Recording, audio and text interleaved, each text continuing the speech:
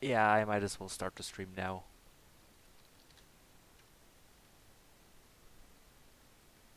Stream ping. Yes.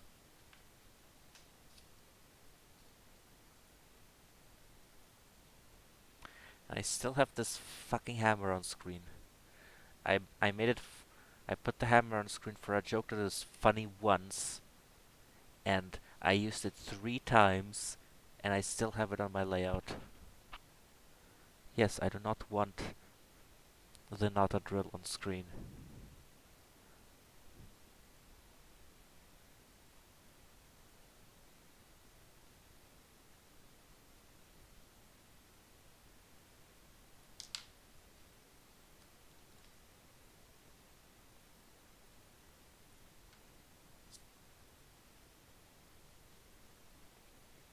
You know what?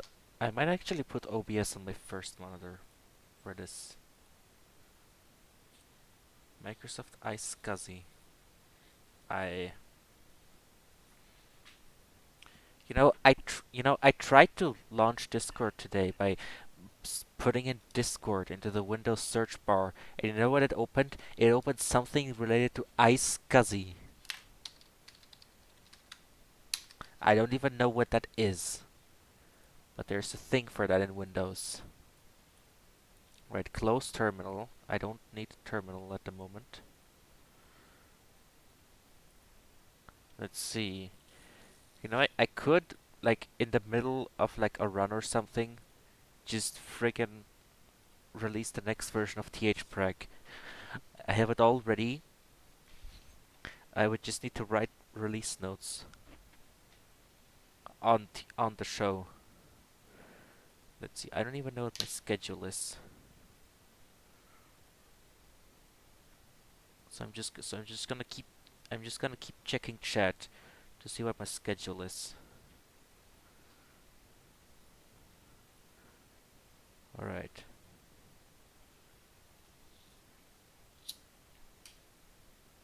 I guess I'm not doing an intro this time. I'm just going straight in. Game.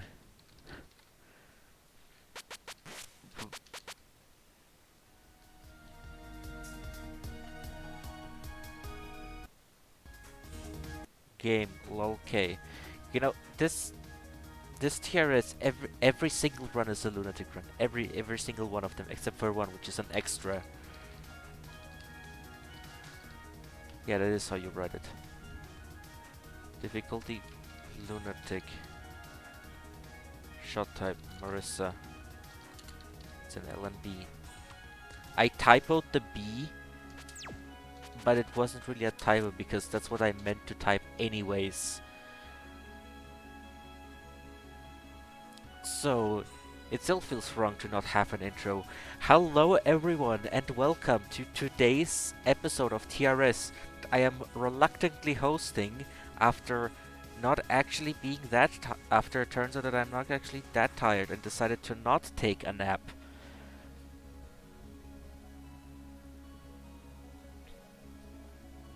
I gotta have so much shit open on my second screen. Right, minimize the... You know what, I'm just gonna do that. And that. Right, and now I can always see the chat even if I have something else open. Alright. I'm almost ready to show the first run. I just need to know what I'm gonna skip. Skip these parts. And then there's this whole copy pasta. S1, chapter 3 and after, except Eagle. So I guess we show the first 3 chapters. And then S2 up to Ringo's second non. S3 stage portion. S4, so like show first non, but show the rest of stage 4 and Sagumi's second non, and stage 6 stage portion after rain. This is the most elaborate like skip thing I've ever received. Okay, come. You know what? I'm just gonna show stage 1, but like up to chapter 3. In the meantime, I can read the comment. I've been enjoying every replay showcase stream since Touhou World Cup. Thanks for the commentaries. This run is from 2 days ago. Billy video. Secret ingredients to LOL-KLN is TH brag, memorizing routes, and faith in the shot type you use. And also stick your face 5 centimeters to the screen while in full screen mode so you can reach the millimeter gaps of Junko's patterns and hurt your own time at the same time. Ulmeo.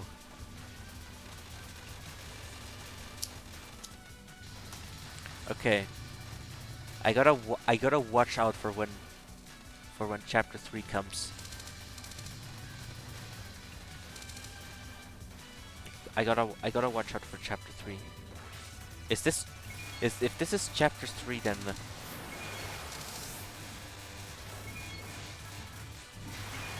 yeah, it probably was. It doesn't count. Except Eagle. Is this Eagle? I think this is. I'm not running with an English patch, so I don't know what all the spells are.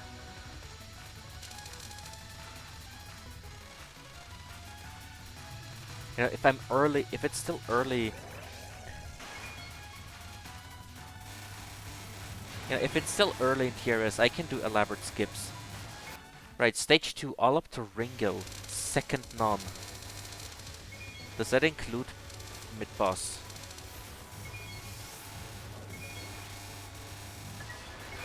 Because, like, if we include the mid-boss, then that was the first non, so the second non would be Ringo full boss. But I'm gonna go with a definition that allows me to skip the most amount of things. I think that's fair. So.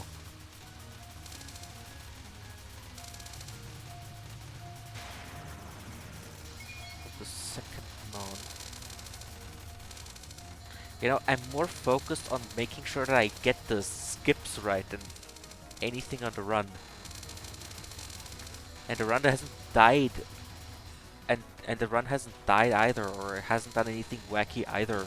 So that's the most of my concerns is getting the skips right, which I've already gotten wrong in stage 1 because I wasn't sure when chapter 3 starts.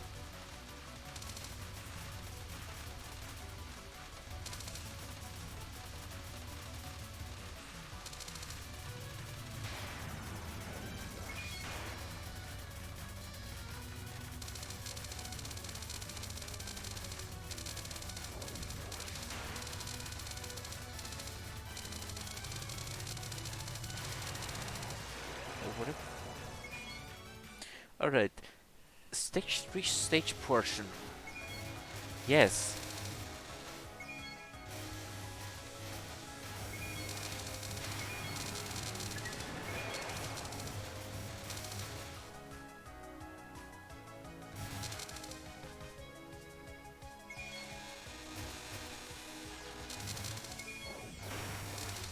Okay, we're on Dorami now. And this is telling me things to skip. Yes, it's telling me things to skip, not things to show.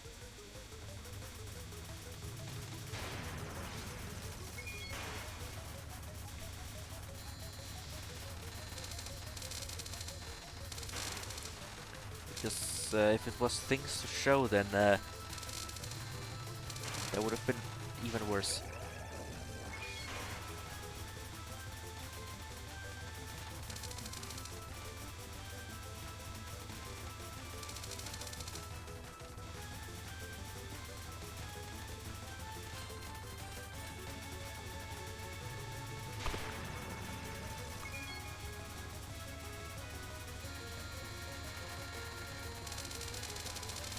This guy isn't having any problems with any of these. Like just doing everything right. And that's kind of boring to commentate.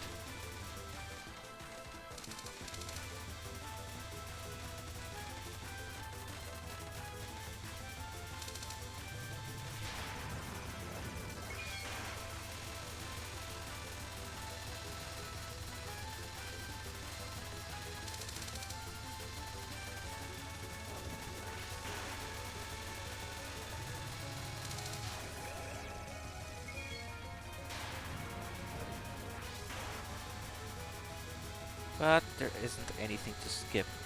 You know what I could do during sections during which I don't have to comment on anything? I could draft the next TH Prac release.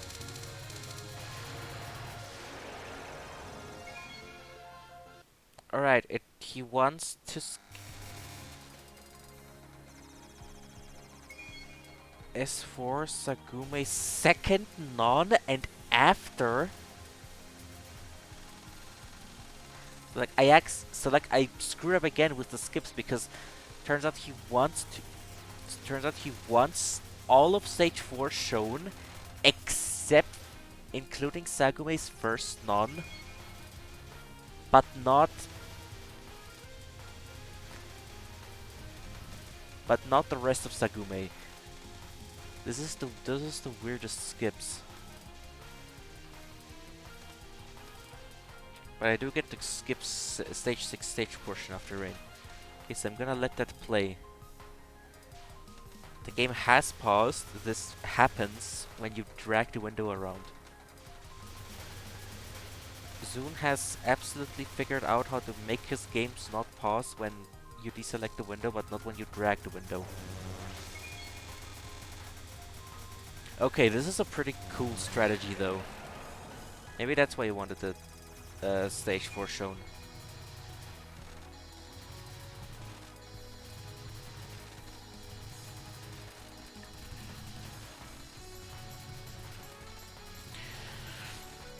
Right, TH Prac V2.2.0.0. Alright. Let's drag in TH Prac to the EXE and TH Prac to the PDB.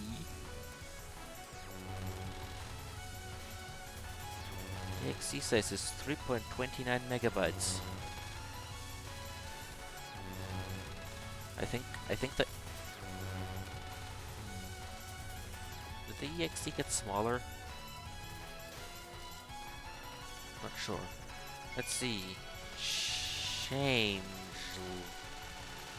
Okay, maybe I should pay attention because going at the top immediately, immediately going over the yin yangs, that is cool. That is unique. I like that. I commend that. I like it when people use unique strategies in their runs.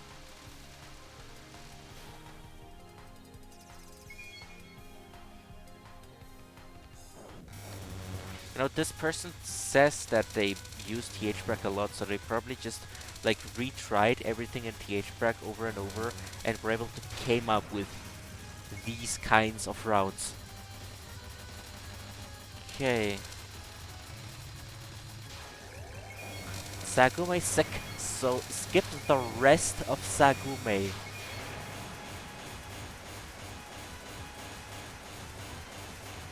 Oh, you're taking a long time on this spell.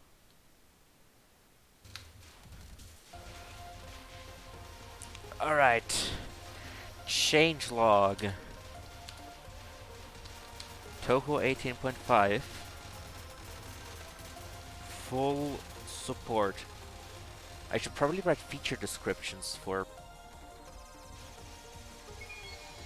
I should probably write like descriptions for all the features. Maybe I want to include boss waves and force wave, but I'm not sure about that. Yes, I'm uploading the next THPrac update.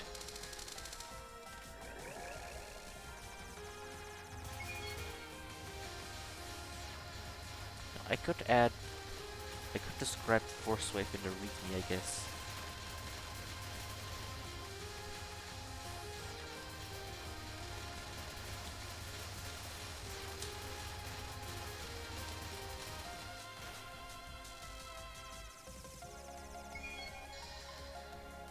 Ah, crap.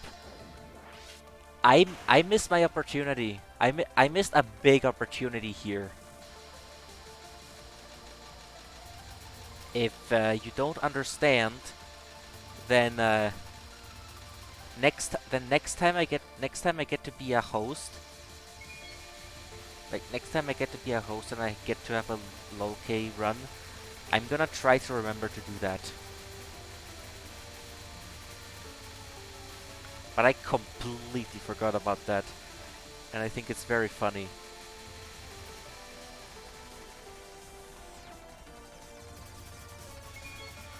TH06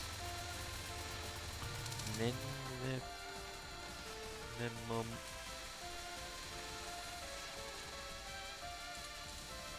minimum rank is no longer 16.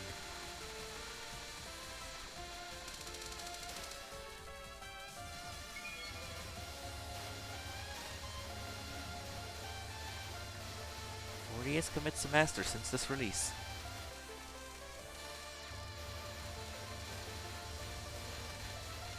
Right.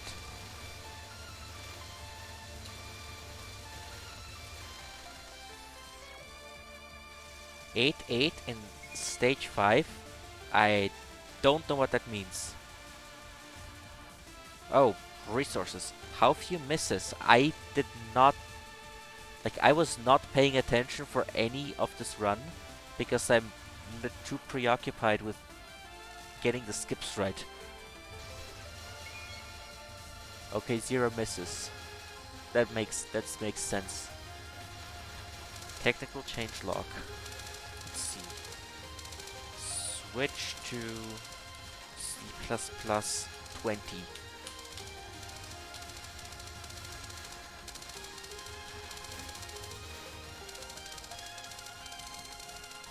A lot of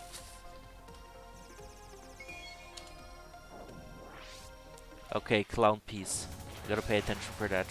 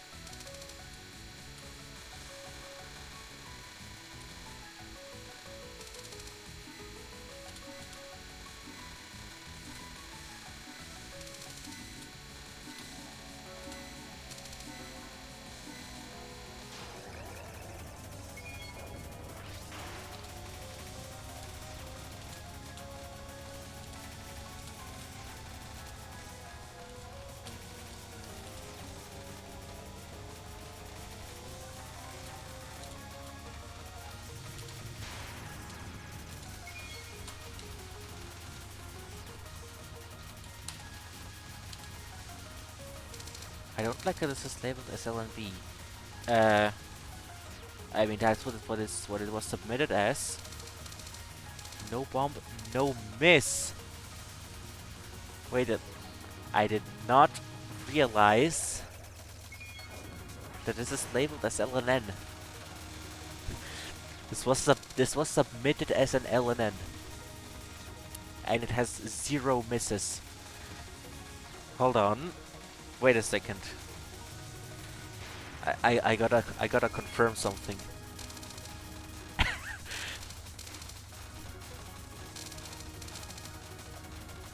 Lunatic, no miss, no bombs. Touhou 15. Okay, this isn't the first Marisa LNN, and this isn't, and it is on Maribel's website. I like it better when it's not set straight away. No, I remember there being exactly one TRS replay that was submitted as LNB and it was just LNN. That was so funny.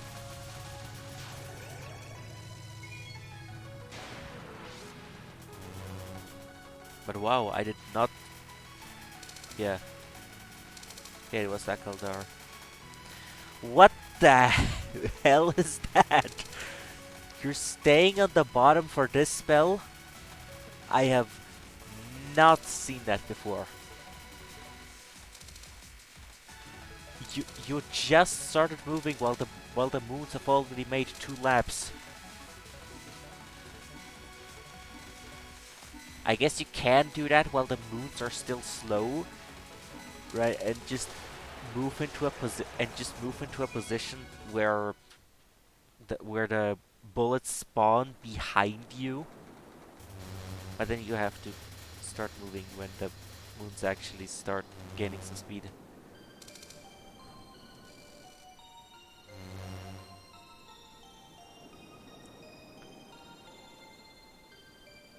It's 100% rod, so it seems safe. Yeah, I forget that the spell that is completely static and of completely defined behavior.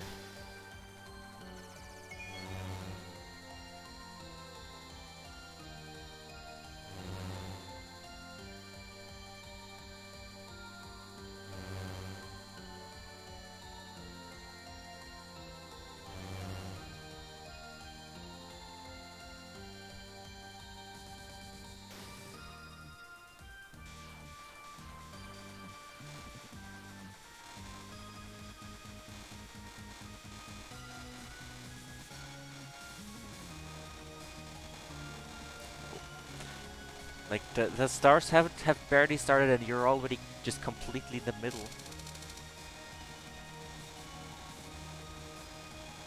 Okay, you might make it. You might not need to restream again. It's the stage section after rain. Yeah, because nothing happens.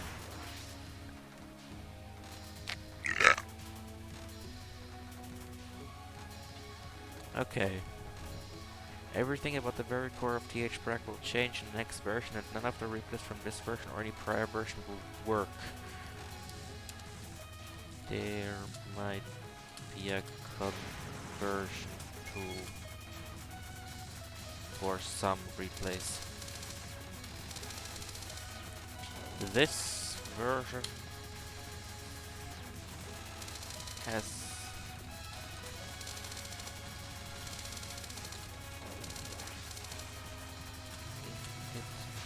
this version has some of the changes already in it, but only for TH185.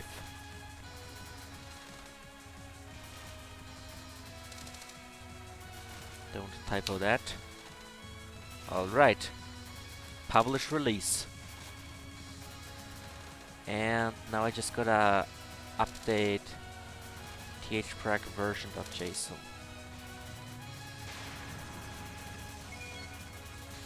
Right, close issue.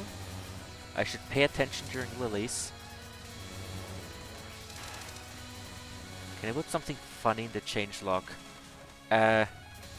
Well, it's too late because I already published the release. But there is something funny in thprac itself that I can show in this game once this run is over.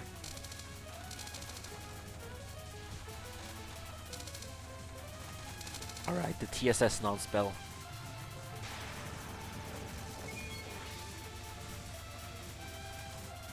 MTSW. One of the fireball bullet types is actually has a much smaller hitbox than the other fireballs.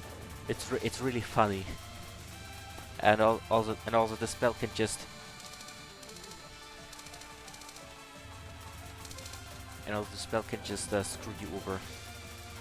2.2.0.0.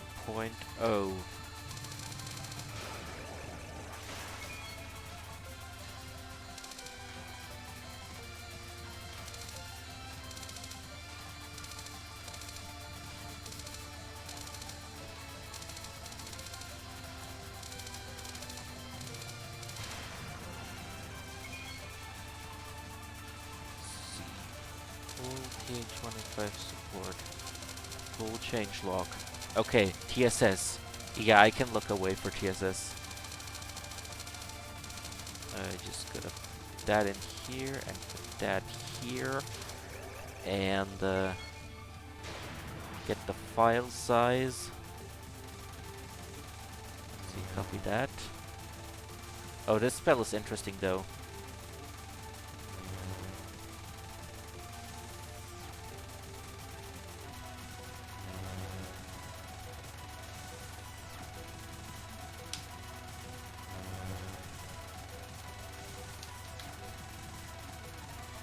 Yeah, you're doing pretty well.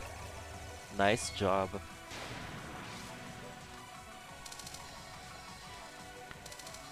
Update THPreg version.json. Skip CI. Commit changes. Right now, just gonna see if I'm gonna auto update. No, do not apply.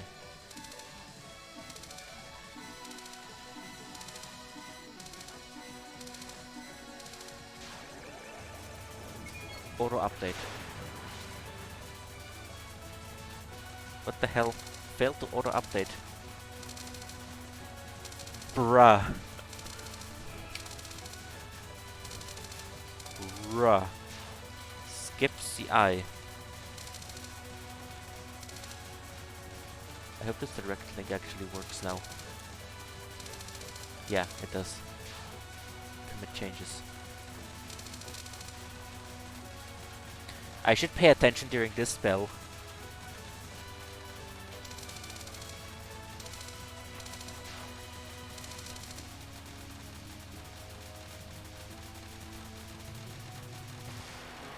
Yeah, you just did a good job.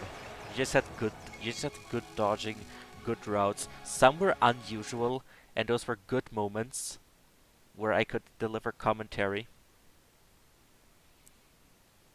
But yeah, good job, good game, and also congratulations on being the third person ever to LNN this game as Marissa.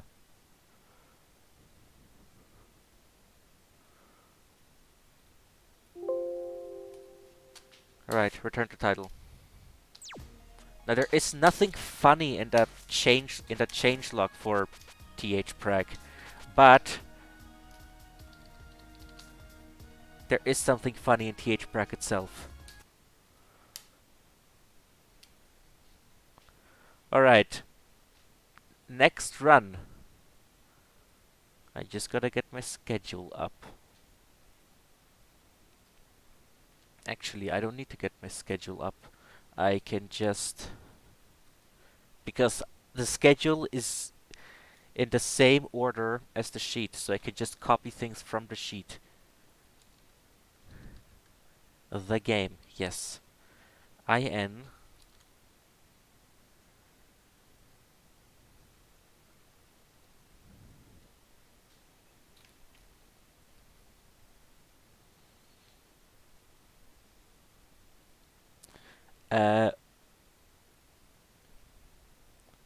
New THPreg menu color. If you don't specifically change it, it will still be the old one. You have to change it specifically in the settings. Yes, lunatic. I don't think I'm gonna have to touch th that a lot. Let's see, border team. There are no special conditions. Very high skill replay of IN. Yeah, if you want, you can actually, if you want, you can even use a light theme or make your own.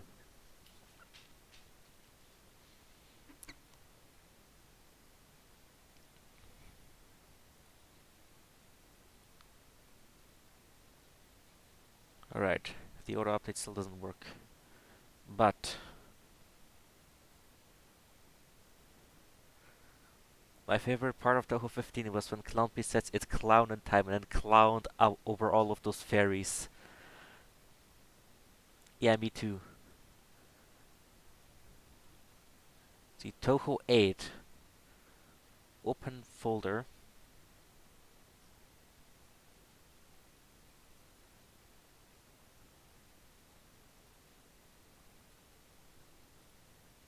Okay, okay, THPreg just completely broke. I'm just gonna do things the regular way. Replay.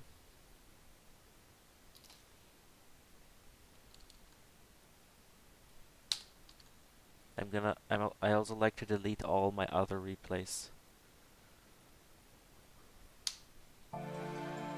Alright.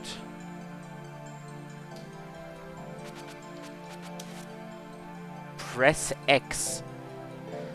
Yeah, just press X. This is gonna be the anti-LNN.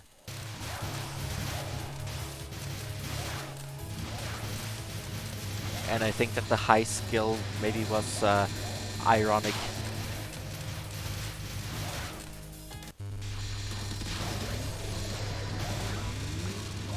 Yes, I can deselect the window and hold control. I'm I have the window deselected and the game is still speeding up.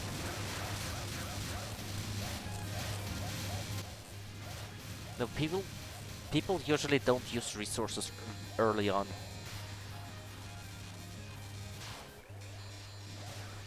Resources, like the heavy resource usage usually comes in later. Later being stage 2. Okay, that was one bomb.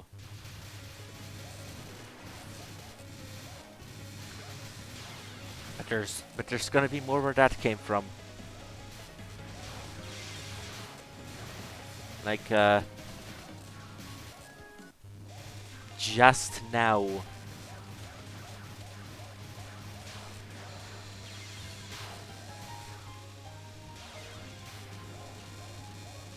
I was tanking a lot.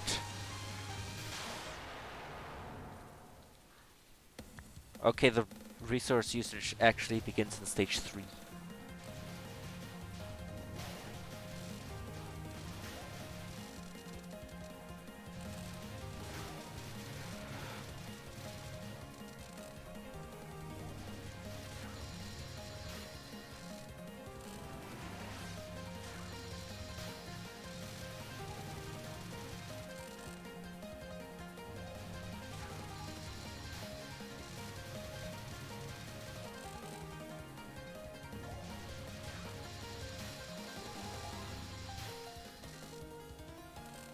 Well, and now the bombing just stopped right as I'm letting the replay play at normal speed.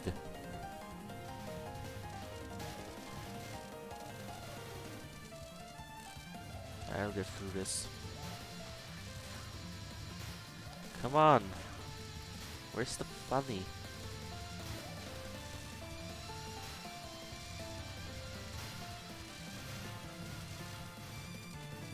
Well, also, every single item ever getting dropped. You hate to see it.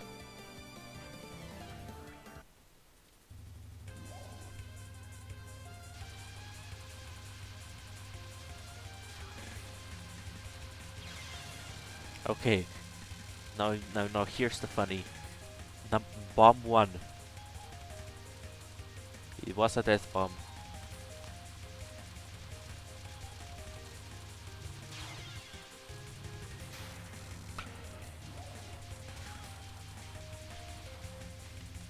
You know, Ian has such a long death bomb window. It's like 1 life for the price of 2 bombs. For free.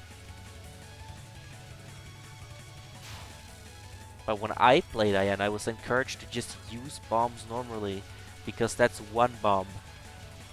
But relying on a death bomb feature, that's 2 bombs every time.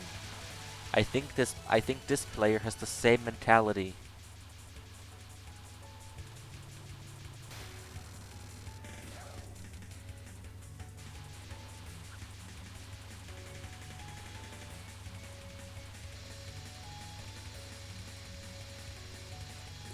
I love bottom dragging on this spell.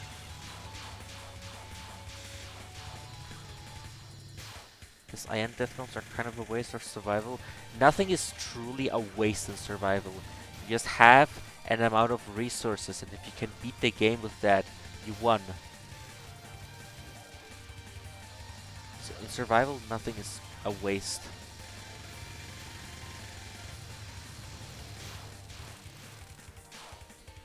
Or nothing is like really a waste. Like especially when you're just going for 1 CC.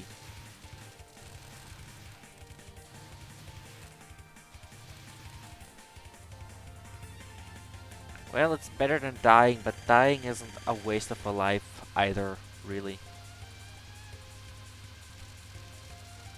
Like, you don't There's no place to gain or lose efficiency in a survival run.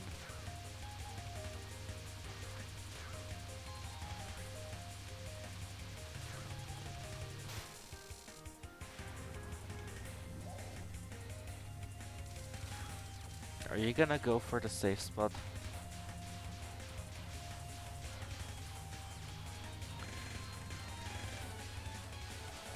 No. Okay. So this is what this spell looks like when you don't safe spot it. You hear what does survival mean? It means that when you're trying to beat the game, either with it's when you're trying to beat the game without going for a score, but you can still give yourself challenges that aren't related to getting a high score, like using like not using any bombs or not using any lives or bombs.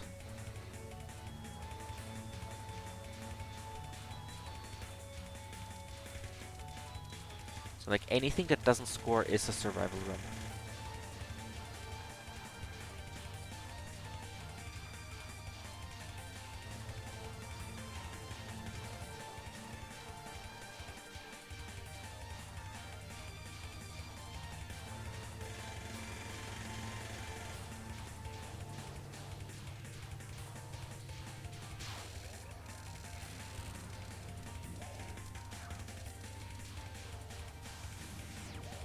Alright. We get the exclamation mark lasers here.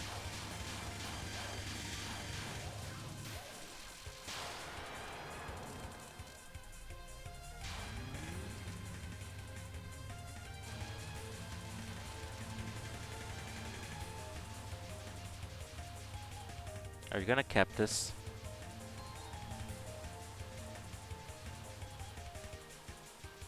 Okay. Okay, you're doing it right. Okay, you're doing it right. Doing it just as I foretold.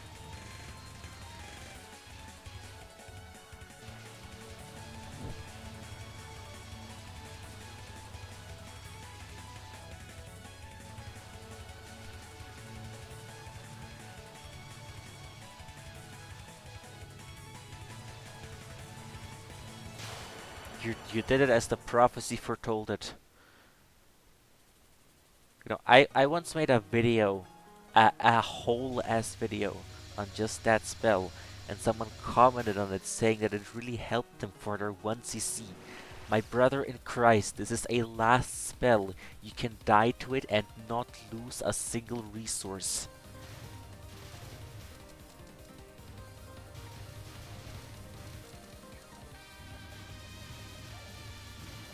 $791. Not used to seeing that many points going into stage 5. Have you watched a score run? I think score runs gets even more points into stage 5.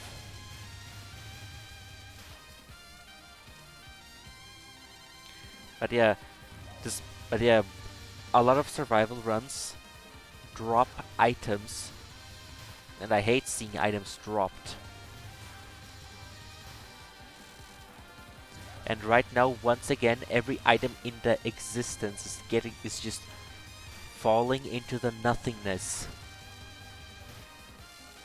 Please pick up your items. They're very valuable.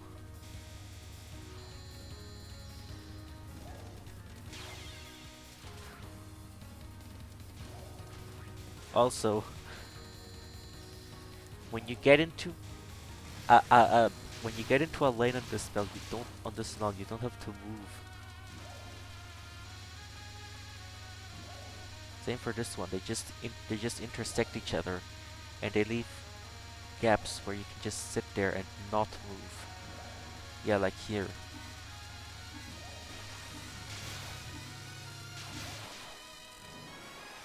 Maybe Ran could have gotten the kill. Or the bomb gets the kill. Yeah, another thing I noticed in this run is specifically unfocusing for a bomb, because Fantasy Seal deals more damage than whatever Yukari has.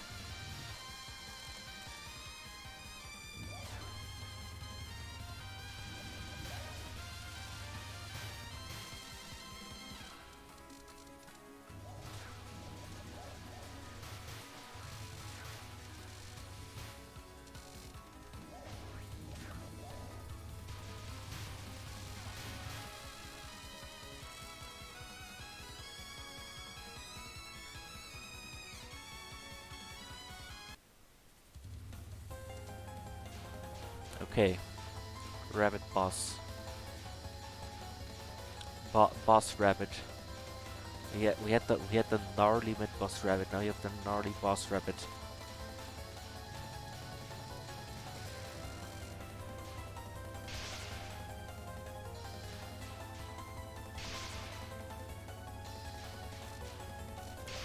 That reminds me, one of my neighbors has an actual rabbit as a pet or something. Because I saw a rabbit on on my on my property, I guess, my lawn, and I'm worried that one of my cats is gonna eat it. It's gonna just kill the rabbit and eat and have a feast.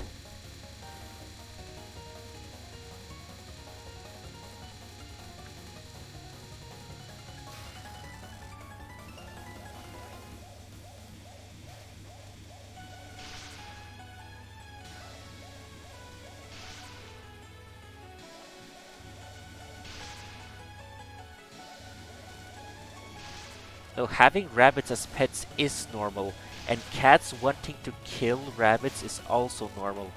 One of my extended family members has a cat that will like go to the neighbors where a lot of rabbits live and then chop off the heads of like every rabbit that the cat can find.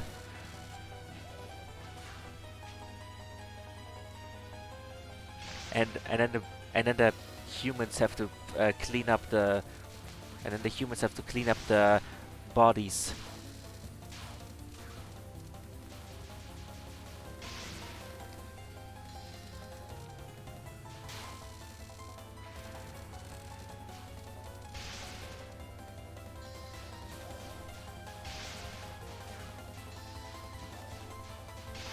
Cat did small amounts of trolling. I mean, if the cat can just just is able to just keep finding rabbits to behead them, then clearly they're reproducing fast enough to not die out.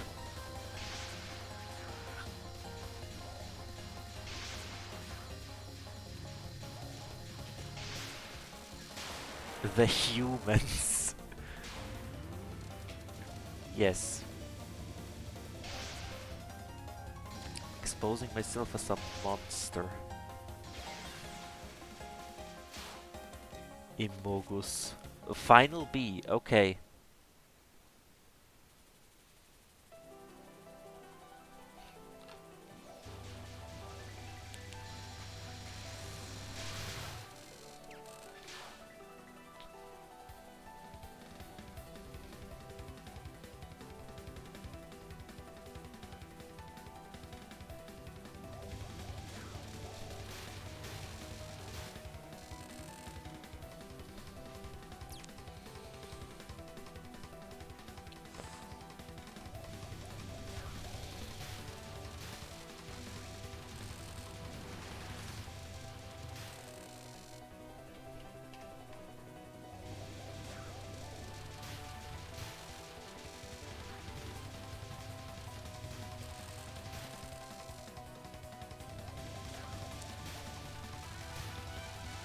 Okay, nothing interesting happened in stage 6 so far.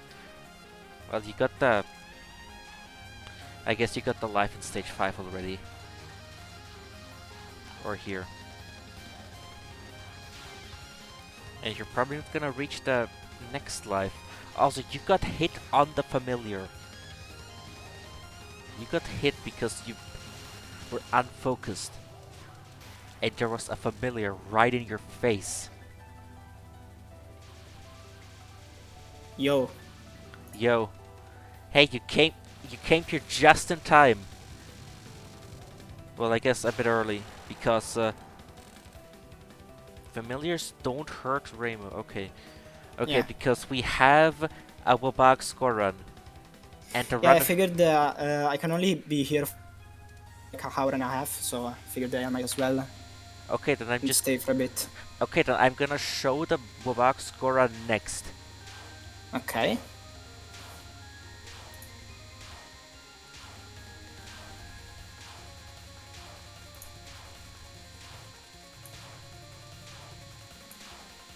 I got pinged by someone in TRC.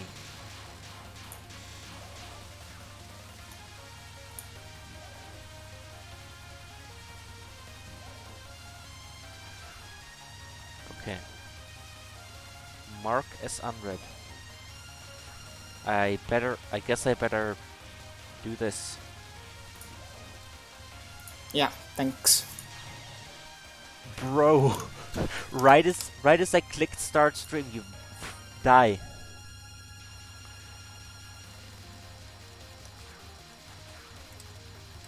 You know, that spell has some gnarly strats you can do as Scarlet team.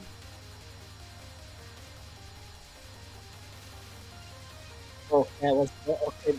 The stream is quite behind, so good thing that there's the stream now on Discord. Yeah, I might have a bit of stream delay. But you can also refresh the player too.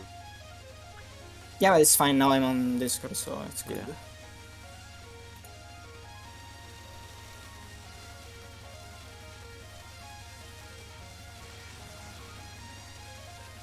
Mouse on screen, yes. I have mouse capture enabled for Touhou.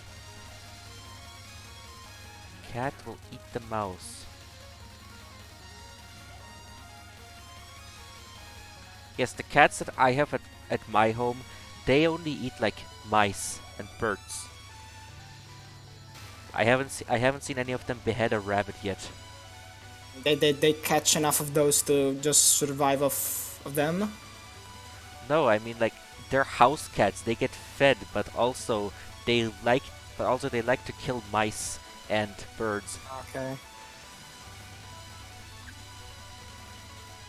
That's scary.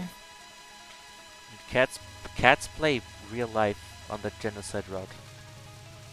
They're vicious killers. No matter how cute they look, they are vicious killers.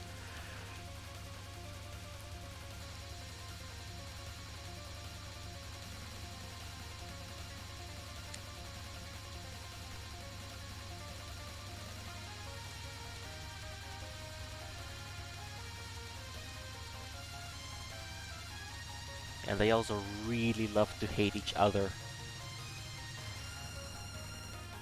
Oh, cat. You know, survive, life spring infinity. Cap. Yeah, you better. Eh? Eh? Ah. You got Vine Boom there. Okay. You got Vine Boom from all directions there.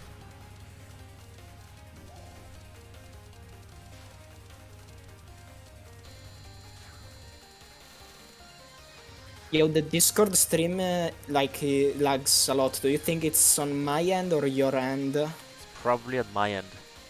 Okay. And It's it's fine though. probably my internet. It's... Because like there are other people using internet. I have 15 megabits per second upload speed and I'm streaming at a bitrate of 4,000 to 5,000.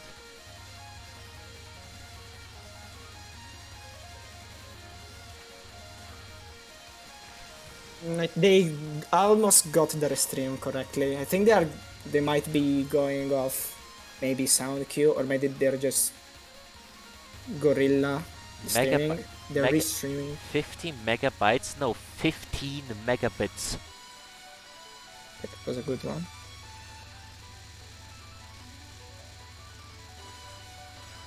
Also, those speed tests and like the advertisements that your ISPs give you, they're in megabits, which is like bytes, but divided by 8.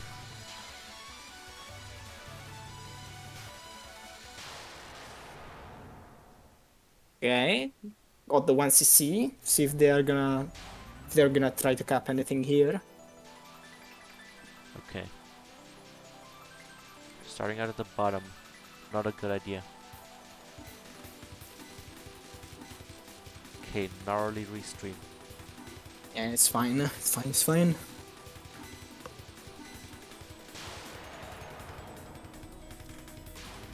No. No, if you have... No, you have to divide a speed given in bits. You have to divide by 8 to get that speed in bytes.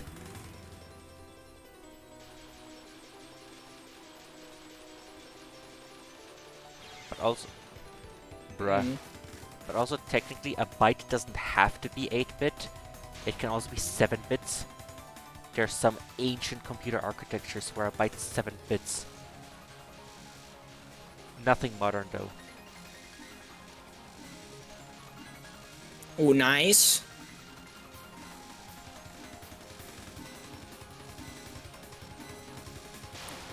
Yeah, that was pretty good. Okay, Rising World. You managed to reach Rising World. I didn't get that far. MII 1cc.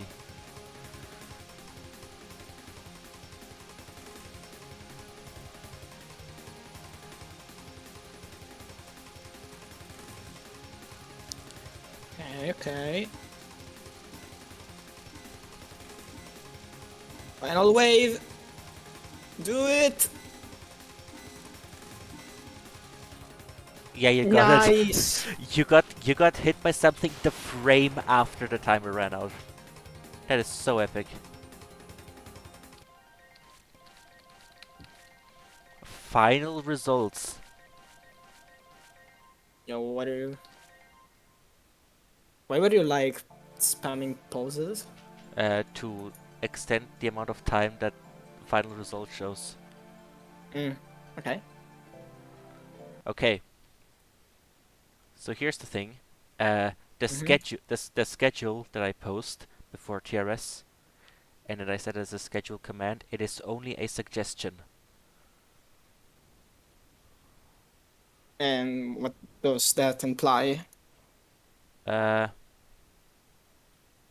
what I mean by that is that I tend to rearrange the schedule a lot. I mean, you don't have to like do it. Like I'll be here for like an hour and a half, so that's not a problem if you want to get it down now. But if you want to do it, sure. Yeah, I just want to. Judge your choice. Do whatever. The thing is, I don't think both an EOSD run and a full box scoring is gonna fit in an hour and a half. So Yeah, I'm okay. so I'm doing this now. I think they would, because so let's see, USD lunatic one is like less than 30 minutes, and bulk scoring run usually is 35 to 37. This is probably 35 because it's on the lower end. No, I like to overestimate the amount of time that something's gonna take. I mean, I understandable, but uh, 1 hour and a half does seem a bit too much, at least for me. But yeah, overestimating can be very nice. Like I tend to do that. That's why I tend to never like, when you say to your friends, "Hey, I'm gonna be there in X amount of time," and some people like end up there late, but I never end up late because I always overestimated the time a lot, just to be sure I don't Alright, don't freeze. miss out. Okay. The game likes to freeze on load.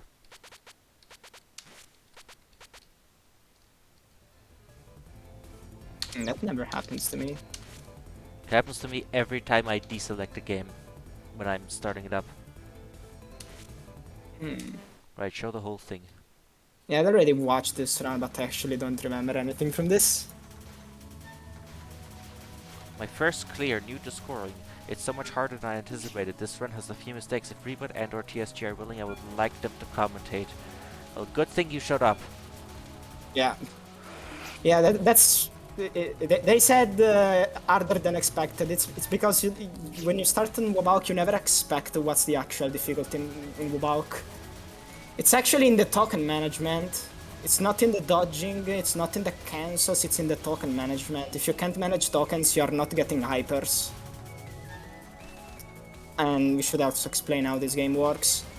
There are hypers in this game, probably most, and pretty much everyone here probably knows. There are otter hypers.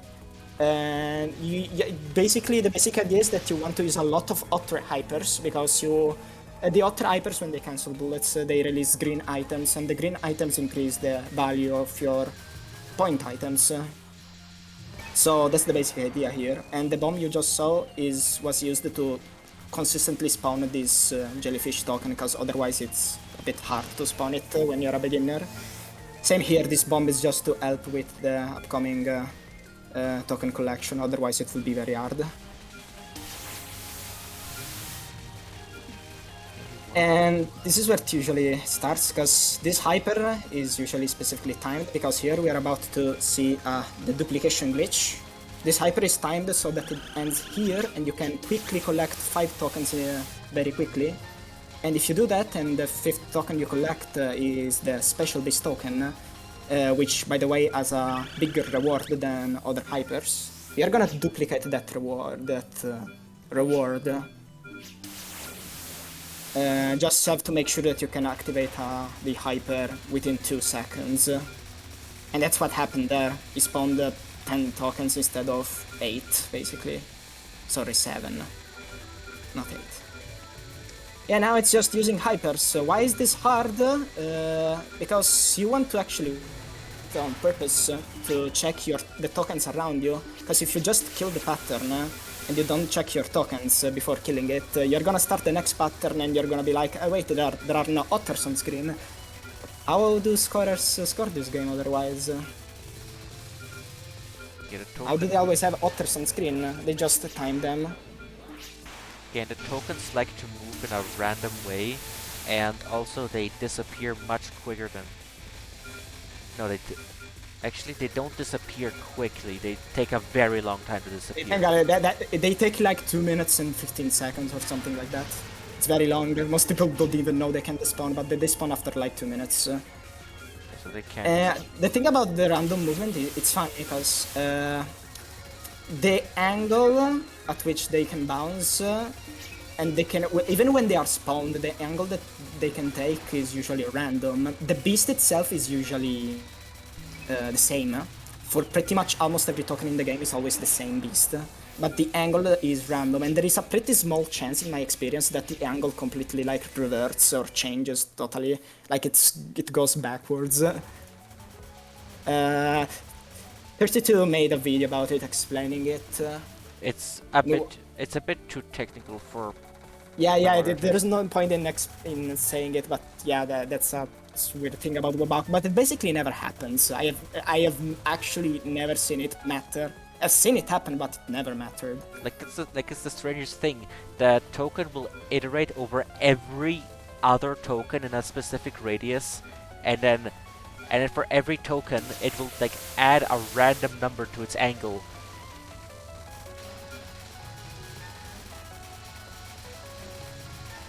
Yeah, the idea on this game is to use otter hypers to manage you.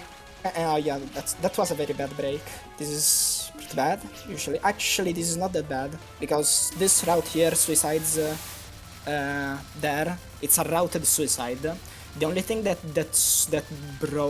hyper break did was lose... the player here is gonna lose 1 hyper at the end of the stage.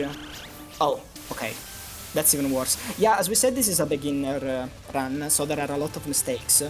What happened there is that our player broke the hyper right before the special token spawned. When you finish to get the reward for the hyper, you have to actually end it without breaking it. If you break it, you won't get the reward.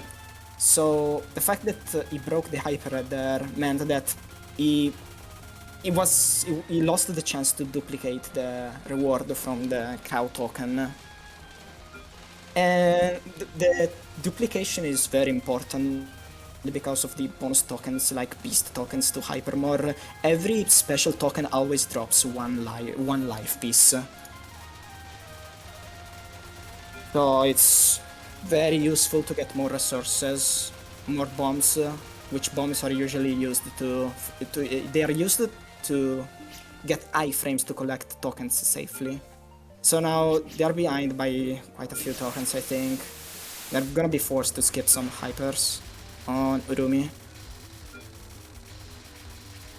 One important thing that I didn't mention is the fact that the shooting that you do during a hyper, that also spawns green items. Most people don't know it, but the amount of green items that you get from the shooting is actually like half of your PIV in the early game. The cancels are important, but shooting the bosses down is also pretty important. And you see them move away from the boss. That's because if you don't damage the bots, the duration of your hyper increases, and even otter damage touching the boss with your otter spirits, even that will decrease the length of your hyper. This is what we see here. They bombed to collect tokens safely. If you pay attention, the boss isn't taking damage, and that's because of the fact that I'm pretty sure it's actually an intended mechanic. I thought it was a bug, but I'm pretty sure it's an intended mechanic. If you bomb during the first second of a spell, the spell will become invincible. And that's pretty good, because if you don't damage the spell, it doesn't lose HP. And that's HP you can damage with a hyper for PIV. That's the main idea behind it. If you have to bomb to get iframes for tokens on a spell, you want to do it early on the spell, that way you don't damage it. And you keep the health to get PIV from the health, basically. And that was just, I think, a safety bomb for actual survival, because they were in a bit of trouble. No, I think that bombing at the very start of a spell, or bombing from the end of a non-spell into a spell, and that not dealing any damage might be unintentional. Because like spell cards use very low numbers for their HP, but they just reduce the damage that you can deal to the boss by a factor of 7.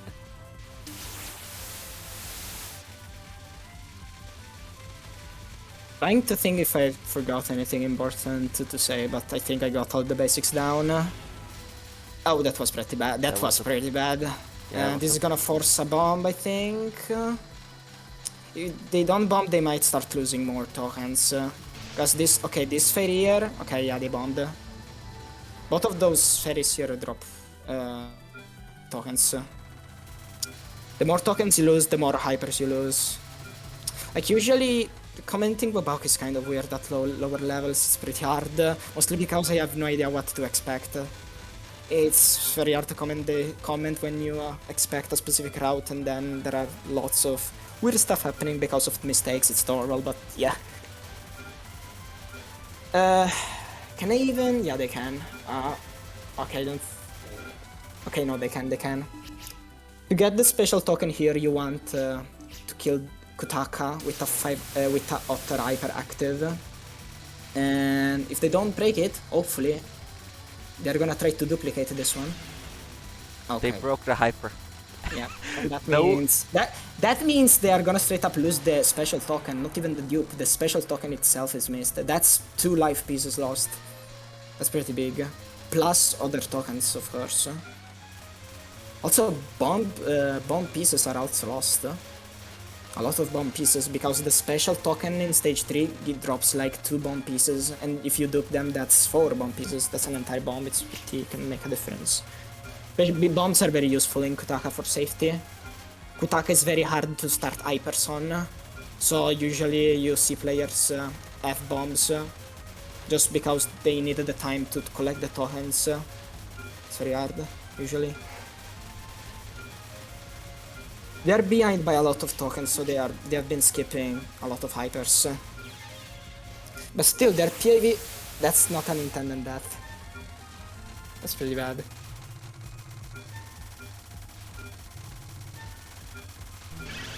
Let's just try to. Ooh, okay, that was nice. Okay, but also for when it comes to survival play, the visibility on that section in particular is really bad, and some survival players intentionally get a neutral hyper there. Yeah, that's what you do. If you're smart, you hyper there. Yeah, that's the plan. Kutaka is actually extremely hard to execute properly. If you want to get good PIV from Kutaka, you have to go for very aggressive cancels. And here is the thing about Wubok. If you go for aggressive cancels, you don't have to dodge bullets, okay? Because you're canceling all of them. But as soon as you fail your movement, your aggressive movement, you pretty much get sniped instantly without a chance to dodge. And that is why Kutaka is so hard, because there are so many tokens off screen that the tokens are gonna force you to move in ways that you don't want to a lot. And if you aren't careful, you either break your hyper or you consume so many tokens that you miss out on an entire hyper later in the fight. And that is why you see our player play very safe. Usually you would spawn cancel the bullets. Here they play very low on screen. They miss a lot of bullets, but it's fine, it's very fine, because playing safe like that still gets a decent amount of bullets while also saving most of the tokens and not breaking the hyper. It's the correct way to approach Kotaka in the beginning, I think. We have 121,000 PIV, it's pretty good for this kind of pace. This run got 5.29 billion. And that's pretty nice, considering our player here was aiming for 6 billion. And this PIV is pretty good for that kind of goal. However, the late game in Wubok is pretty hard, so the reason why they didn't get the 6 billion is probably because there were mistakes in the late game too, but it's fine. I'm not judging this as a good run, I'm judging this as a beginner run. And I'm gonna what I see good. For example, as I said, the way they play Kotaka safely is very nice. And here is just timing out, because killing the spell is annoying, especially because in scoring you want to avoid the tokens until the very end, because you want to enter stage 4 with Otter Hyper. If you accidentally collected the wrong tokens and Hyper early, that's a catastrophe. So they played safe and timed out. The timeout doesn't really lose much. It loses a bunch of point and power items, but at this amount of PIV that's like 10 million, not even 10 million gain. Oh yeah, important thing to say, if you're at full power, power items are worth like point items. So score-wise, power items at full power are just as important as point items. Another thing that I might want to say for Maris is that the lasers actually spawn more PIV if you shoot down them. And ideally it's what you will do on this stage a lot, but our player is gonna mostly focus just to be safe. And not having to move unfocused. Now, here's the thing about the stage. You ideally, if you don't want to lose a lot of score, you want to enter with like 3 to 4 bombs, just to bomb a lot and POC without risks, but they entered with 2 bombs. And they are missing on a lot of point items because of that, and an unintentional death. That's pretty bad. So yeah, you see, now they are using lasers. That's pretty nice. However, because of it, I think they are playing low on screen. Otherwise, they would be a bit higher with focus, and that does lose PIV. If you stay low, you miss on a lot of bullets. I would advise actually just using focus. And people still don't like the mouse on screen. I don't even see it. You know what? I'm just gonna turn off mouse capture. So actually, if I remember correctly, they might be about to pull something incredible off. They might be about to pull off an advanced strat soon, maybe, if I remember correctly. That will be Pog. Bomb here to just to POC safely. Now here is the thing. The upcoming mid-boss, to spawning the token can be hard, usually. Now here's the thing. You want 2 static otters on screen for the section after the mid-boss, and they are already on screen. Ideally, he doesn't want to suicide to spawn more, although the suicide is very useful to get the token itself, the special token itself, because the special token is gained if it is collectible if you graze enough. at the very end of the pattern. And yeah, I did it. Normally what people will do is suicide to both graze and spawn the static otters, but what they did here was bomb and go into the bullets and still graze them, and that allowed them to still graze safely with a bomb and still spawn the turtle token. It's very nice. And let's see if they get the dupe. Beautiful, beautiful. This is nice. I was correct. I remember they had already pulled this off. What you just saw was the dupe setup for the turtle token. It's harder than the other duplications because this duplication specifically you want it to happen with Otter Hyper, and that means setting up Otter ahead of time, and that requires killing enemies in a specific order and timing your hyper activation correctly. And they managed to pull it off. It's a trick that, honestly, even at counter-stop level, it's pretty hard. The fact that they managed to do it is very nice. And here, what we discussed earlier, what they actually did here was bomb before the spell started, I think. Yeah, that's what they did. And if you do that, the spell is actually gonna take damage. The reason he did that was because he wanted to start damaging... Oh, that's bad. That's very bad. They wanted to start damaging the spell as early as possible, because if that happens, they can maximize the time they can stay in hyper for that first spell. However, they broke the hyper on the first spell, so a lot of score was lost. That first spell gives a lot of PIV, and if you manage to cancel it all the way through, it's very nice. Unfortunately, they broke the hyper, so that's a major score loss. That's gonna account for the entire run. Also, they are behind by a lot of tokens because of that break. This bomb was a bit poorly timed. Yeah, the bomb was poorly timed. If the bomb was timed better, the hyperactivation wouldn't have been so close. And that was too much damage dealt to the non-spell. Yeah, basically, you don't really want to suicide like that, because as you saw, he spawned the double eagle and got a bit fucked by RNG because of that, because spawning double eagle is bad, but that can be avoided if you suicide earlier than that. And unfortunately, I guess they were just anxious. They are not still amazing at blue box scorings. Very understandable. But yeah, that suicide wasn't the best at that time. This Yachi fight overall lost a lot of PIV in ways that might have been very avoidable, but still probably enough PIV to get the 6 billion goal, so it's fine.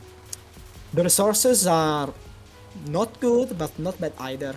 2 lives, it's fine. It's playable. The problem is being behind 1 bomb. Here, usually you would want to have 4 bombs going into stage 5. Missing that bomb is gonna lose some point items, and the routing might get weird, because you have to adapt a bit to the bomb missing.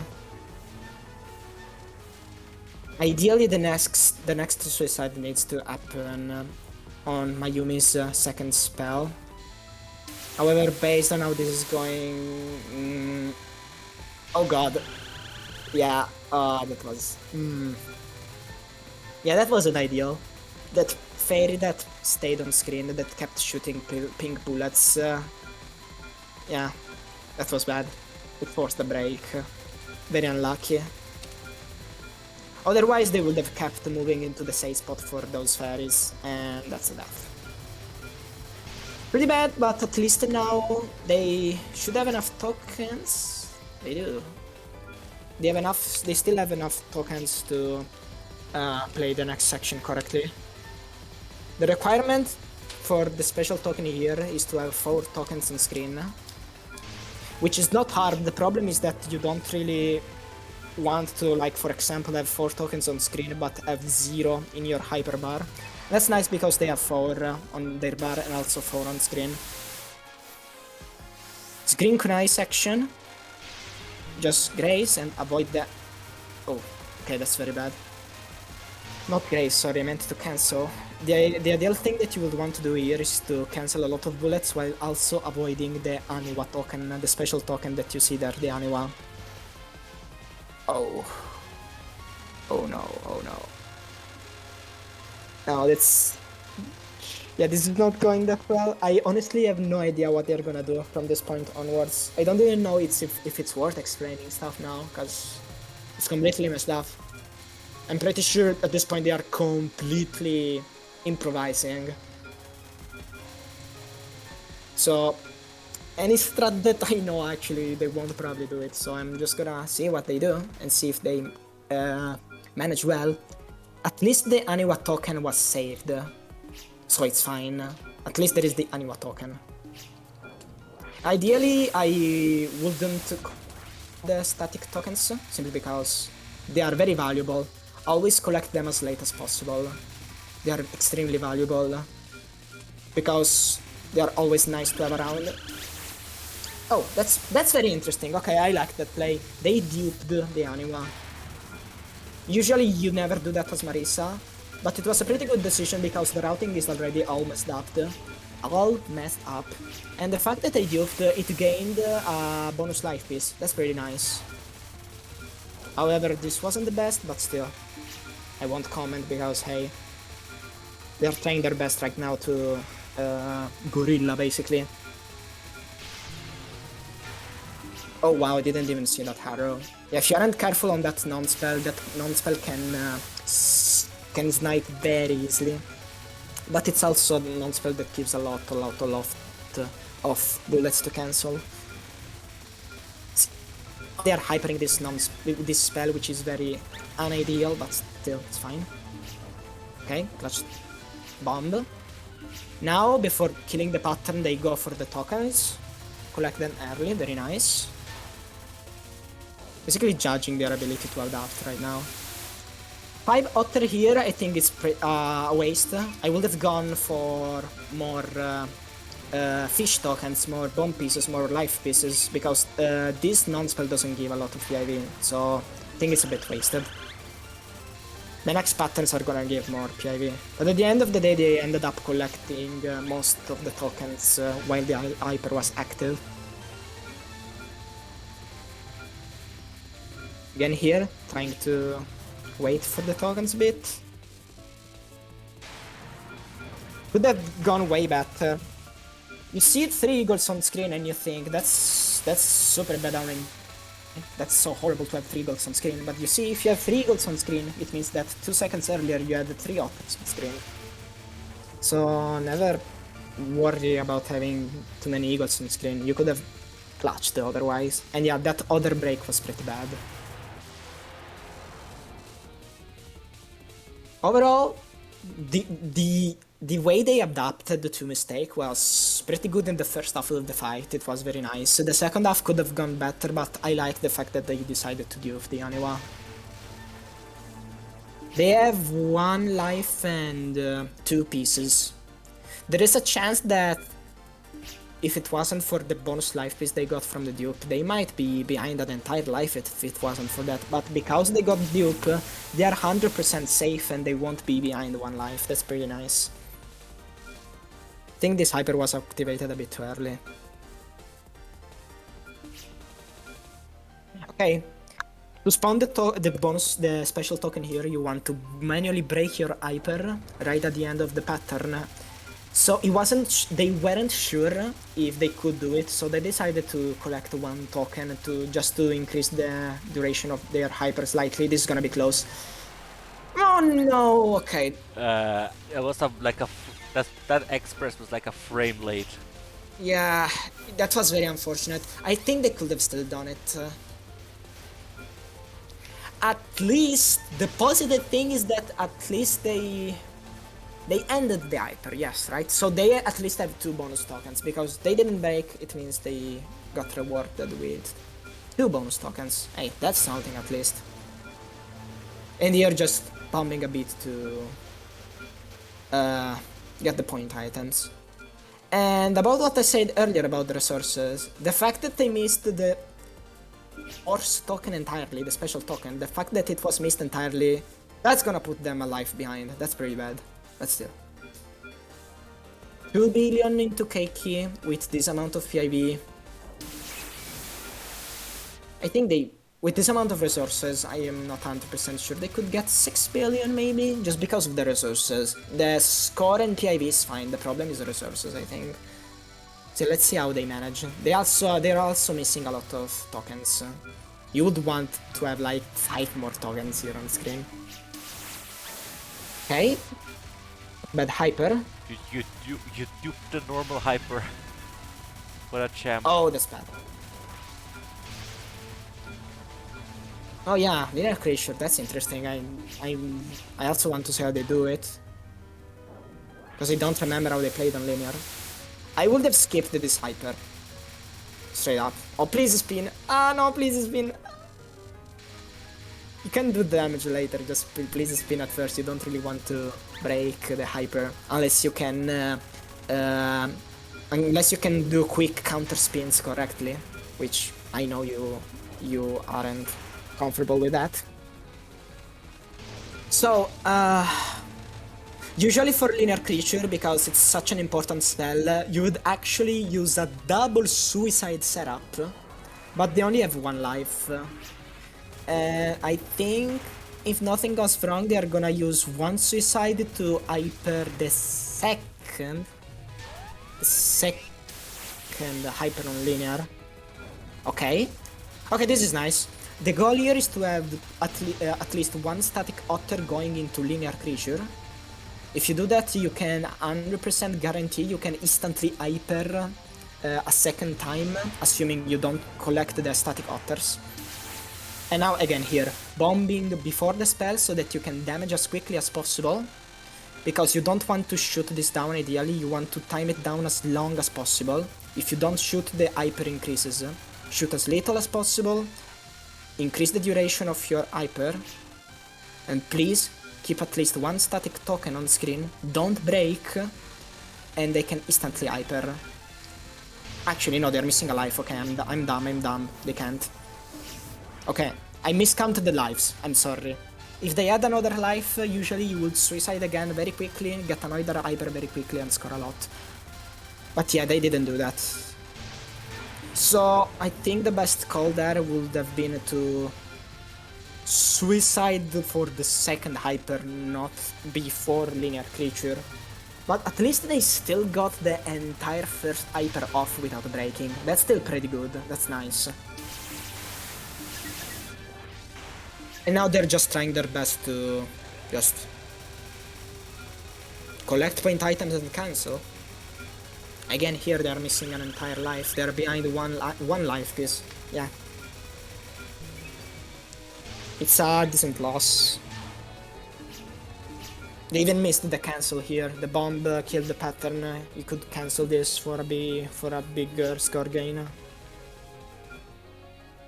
At least they are going into the last 2 spells with full BIV, which I mean is expected at this point. You should always get here with full BIV. But yeah, these last 2 spells, if you play them correctly, you can get about 1.8 to 2 billion. Maybe if you play very safe, you can get like 1.7. But usually at medium level, you can like manage 1.8 to 1.9. And I think they're gonna get like 1.8 on this, maybe a bit more.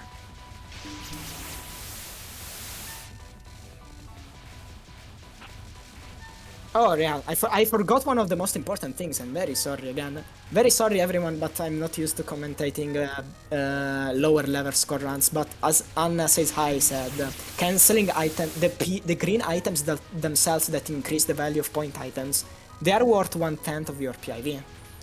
And what that means is that actually collecting green items in the late game is more important than collecting point items. That's why you're still seeing them cancel. Because the late game has more bullets, and every bullet is basically 50k. Now that's a lot of bullets, so it stacks up quickly.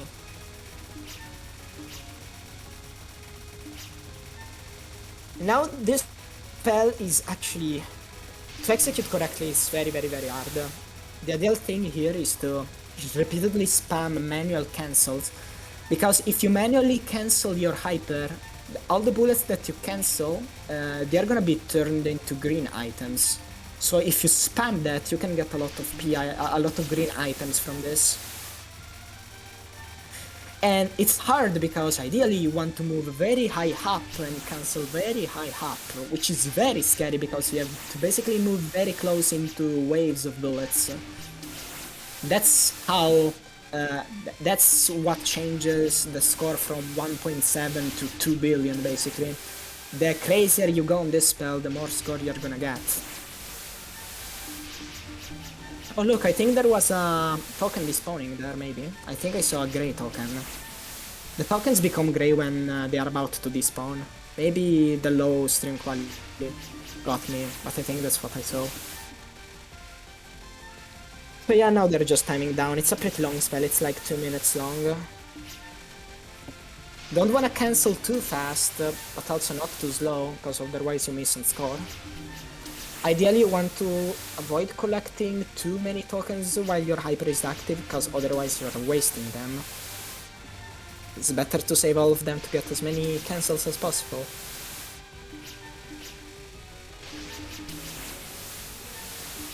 Oh yeah, the Grace level is gone. The Grace, Grace is useless in this game. There is one instance of Grace in this game, and it's to spawn the turtle token in stage 4. Spell is about to end. And there we go. Yeah. This is a fine 5.2 run, almost very close to a 5.3. And you see, this run had so many mistakes that I was confused about what to say, but what that means is that this run is very improvable.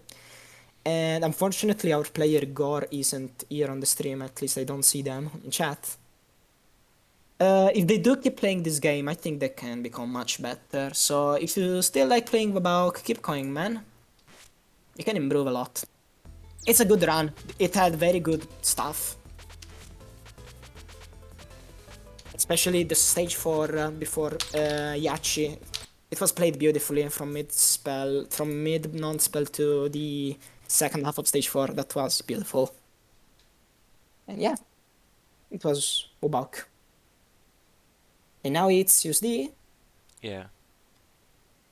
We USD. I think it's just survival run, right? Yeah, this one is also is just a survival run.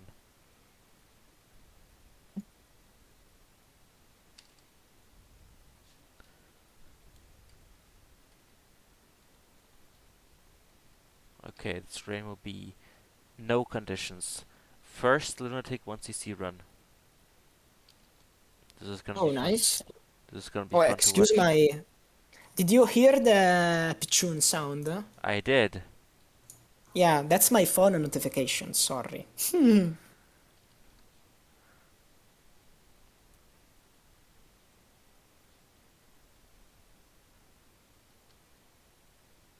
Alright. No input glitching, please. Yes, wave. Oh yeah, remember to Discord screen share, please. Just to be sure. Thank you. Gamer sex. Imagine having a phone notification sound. Okay, listen, Anna, I usually don't have notification on, actually. It's just that today I went out and I needed to hear notification, otherwise I never have them. So, Lunatic 1cc, let's see how they play. First lunatic 1cc ever. Ever? Okay, that's interesting.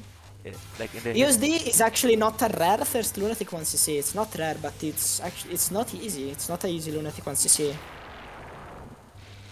I think it's on the mid to hard tier. Definitely not on the easy tier for Lunatic 1cc. I remember spending the entirety of like first half of 2019 just going for EOST lunatic 1cc. And I didn't have a goal after that. And then one day I was convinced that I just got worse at Touhou. And it's fine. The game, this game actually has a lot of patterns where there isn't too much strategy. You just need to dodge. and most of them aren't even easy patterns, but you do have enough bombs to not making it so hard. But that's up to the player how well they can use bombs. This game has 30 bombs, so that's enough. That should be enough to comfortably get through most of the hard patterns, but still, it's a Lunatic 1cc. I don't expect players to use all of their bombs perfectly. So far, they're doing very well, bomb-wise.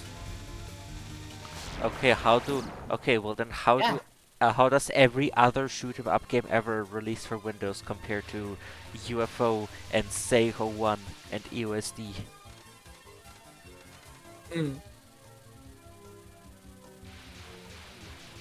Yeah, they played the stage 3 without deaths.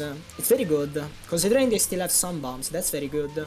Because even a death in stage 3, if you die in stage 3, your clear is still very likely, so that's a good pace, I'd say.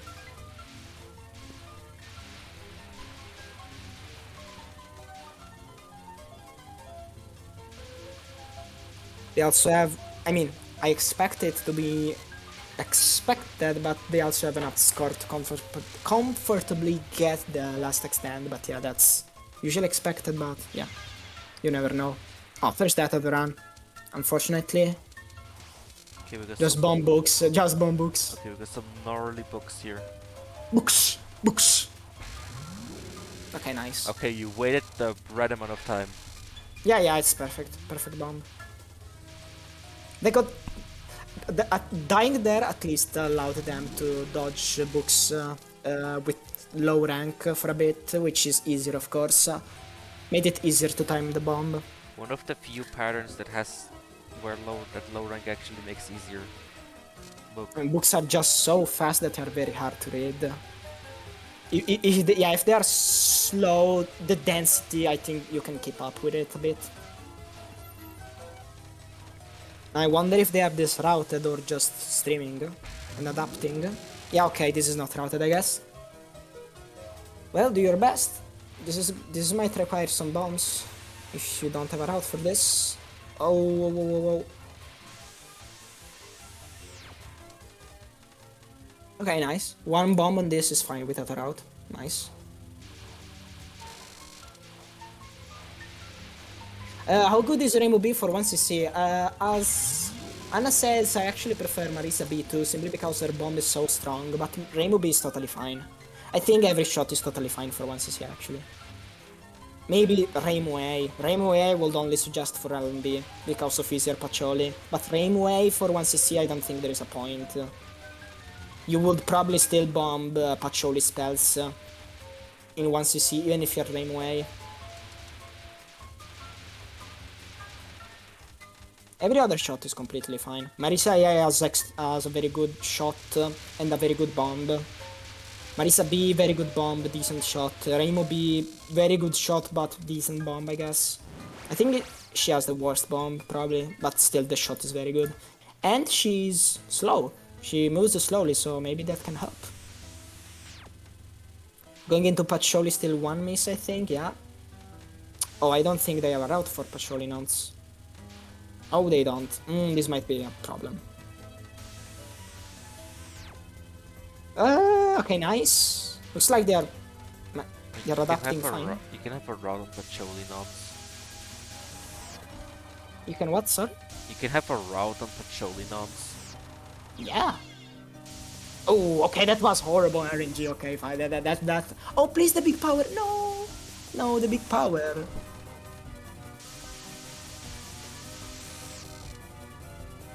At least they didn't use a bomb. I would have used it.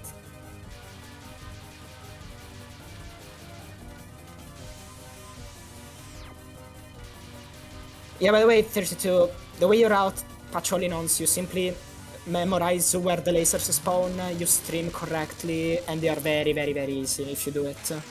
However, our player here apparently either wasn't comfortable or didn't know about routing Pacioli nonce. But it's fine, they managed to only do them with one bomb. Very good so far. It's fine, totally fine for 1cc.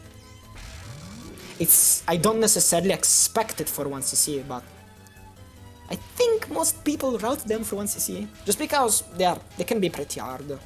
So usually people ask for help and they're like, hey, Pacioli nonce, and they learn how to route them when people suggest to route them. Good death bomb.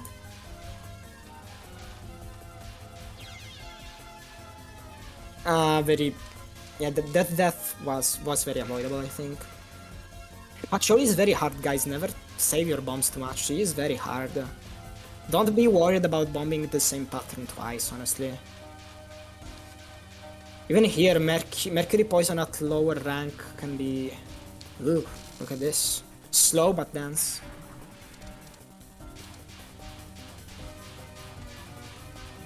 And, of course, Mega Shit. On the lower rank side, of course, Bomb. Mega Shit low rank is pretty disgusting. Double Bomb, completely fine. Oh yeah, that was And a that's death okay. bomb. Yeah.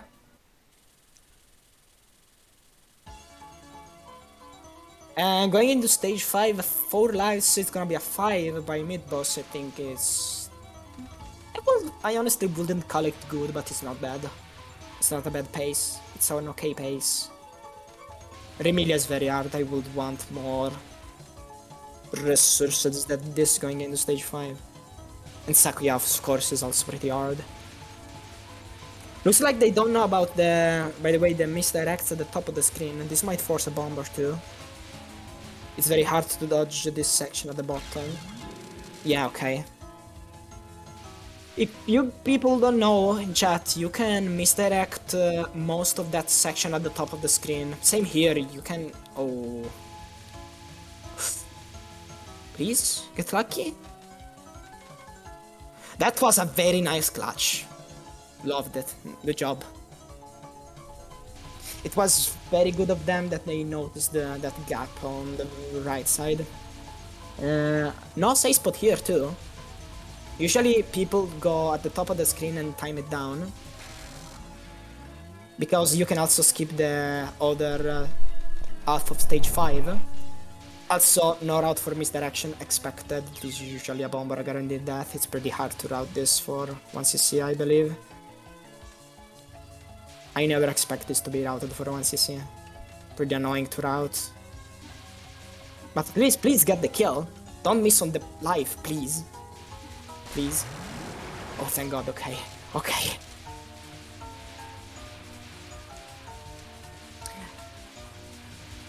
I was about to say they timed down the misdirection a lot, so I expected this to be a bit shorter, but apparently it's going on for a decently long time. Wait, where's the life? Where did the life go?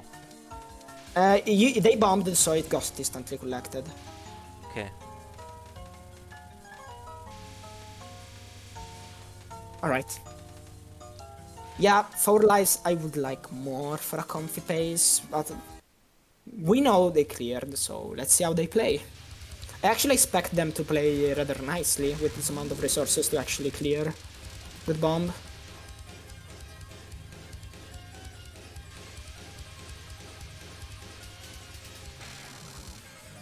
Okay, only one bomb for non-spell, one is fine.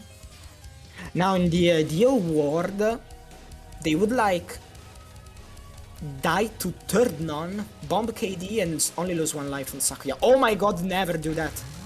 Please, good guy, always stay low on screen for first spell. You don't want that to happen. Yeah, if they weren't forced into using a bomb, they would have bombed this.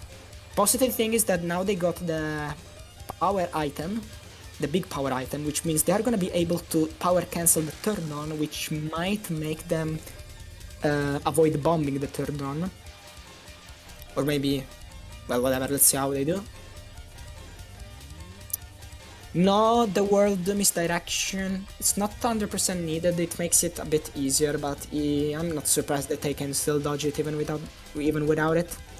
You can misdirect the spell at the top a bit to make it a bit easier to dodge. See? Okay, delayed the power cancel, I like that. Because the third wave takes longer to spawn. They did miss on a lot of damage though. If they had gotten good damage right at the beginning, they would have this would have died way earlier. Wasted bomb. I think, yeah. Could have gotten much more damage. Good death bomb.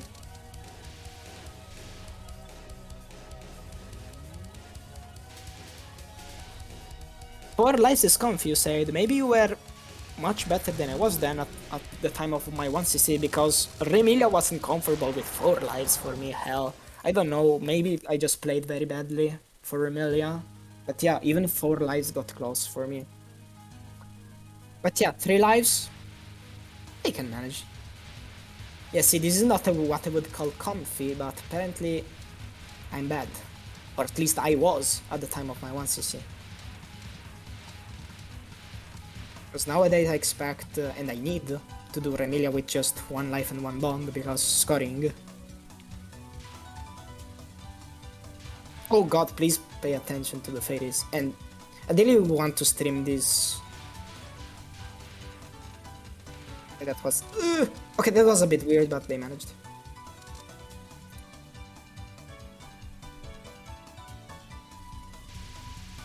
Remake clear, add 2-1 into Remilia. Okay, that's actually pretty good, I must say. Okay. Mix up, mix up, mix up. Ah. Bro.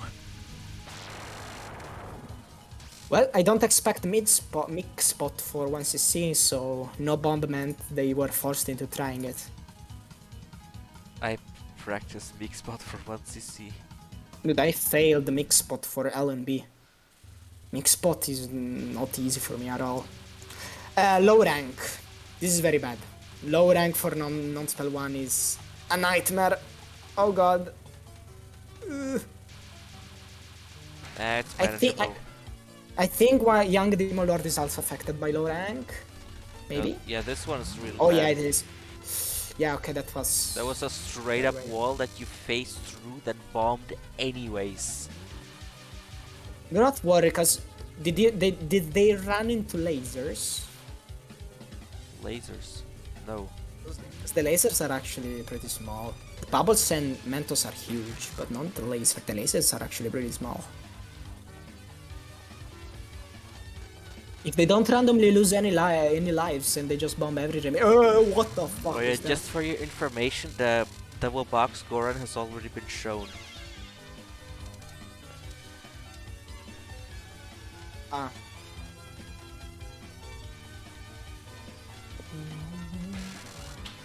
Schedules are Oh, they only a died suggestion. earlier, right? Oh, that's pretty bad.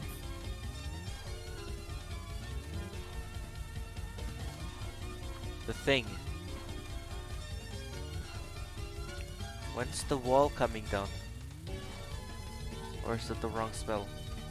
No, that is the right No, spell. no, this can wall, this can wall, this can easily wall, but apparently they're getting very good RNG. Nice. Amazing RNG, incredible. One Juno is completely unpredictable. One day you get 0 walls in 5 attempts, the other day you get 3 walls into 3 attempts. It's very weird. It's just RNG. I mean, Yeah. not too unlikely.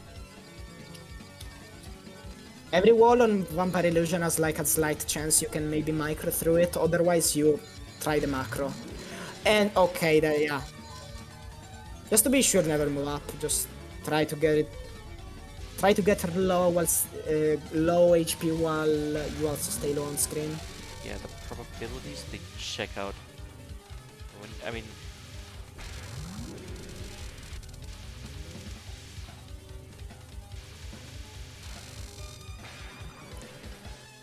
And now it's 1 life into SG. Should be comfy. I would try that anyways. You know, if they play very well and they get good RNG, they might cap. Like, SG with good RNG is not too hard, so if they play well, which... I mean, they can. Oh, I If thought they you get were. good RNG, they could cap. Oh, I thought you were talking about cap rates, not resources. Oh, nice dodge. Come on, I believe. We believe in things around here.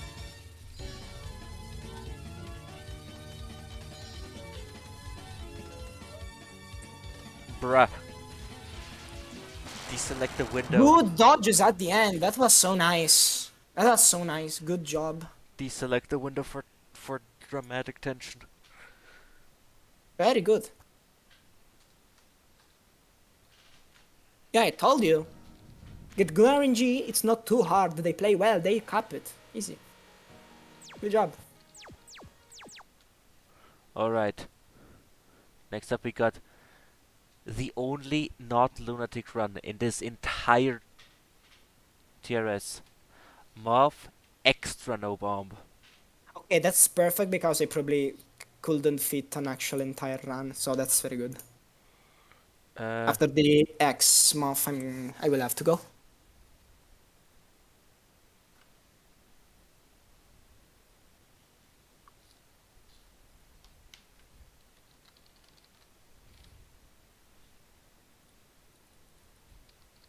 So it's you said month X. yeah. Let's see. Ah, okay, it's an X and B. Okay.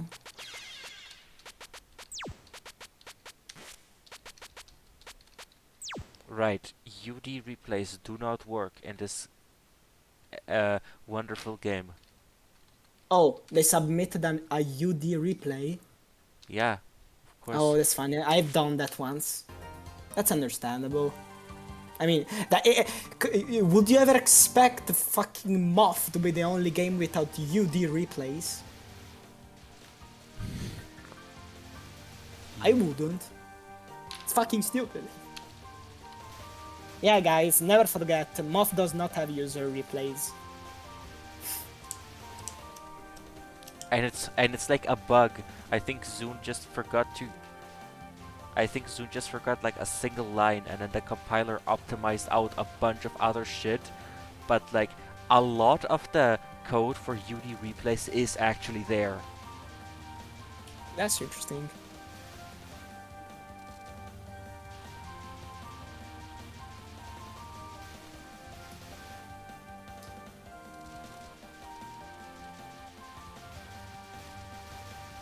Oh, you think you can or are you already streaming? Oh, you think you can Discord stream? Uh, yes. Okay. Thanks. So actually don't remember too much. I should remember the basic things about this extra. I'm not gonna comment too much about the strats because I don't know the perfect optimal strats. Hell, I don't even remember the... I think the extend numbers were like... I don't even remember the extend numbers. The last extend is like either 150 or 100. I can't remember. 30 and 100, thank you. I think 150 is the main game. Actually, I like how they are moving I up a lot, which is really unneeded, but nice still.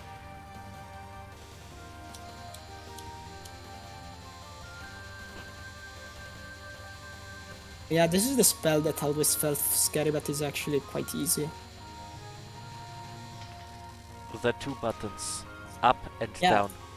it's even if you do it correctly, it always feels so close to that. I think here it's better to move to the left instead of right, maybe. Because I felt like... I feel like more bullets spread to the right, don't they? Oh, I was about to say a bomb would have been better than... I forgot it was no bomb.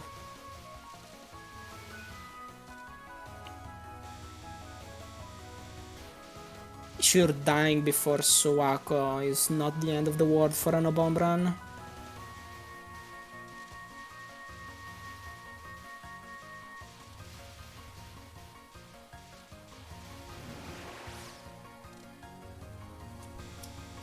But the last extend...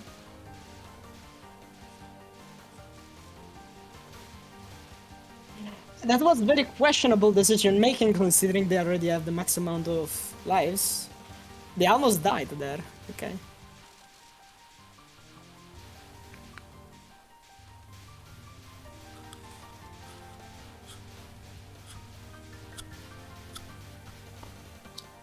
Maybe they do like that juicy score.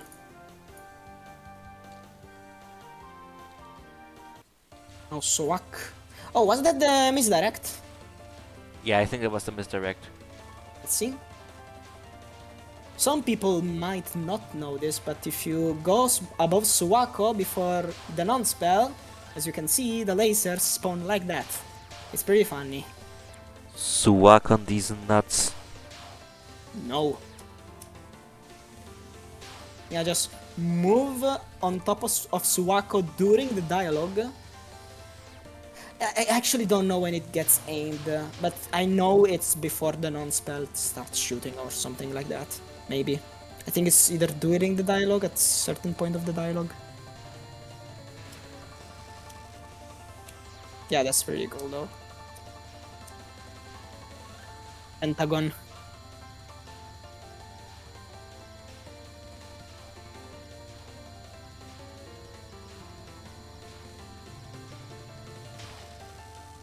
Nice.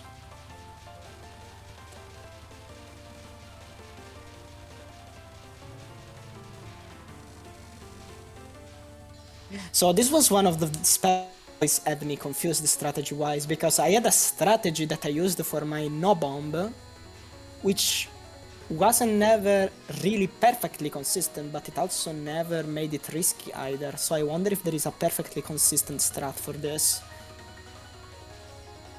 Because my old strat never killed, but always got uncomfortably close to killing me very often.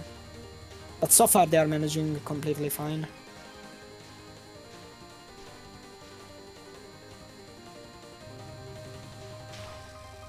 Yep.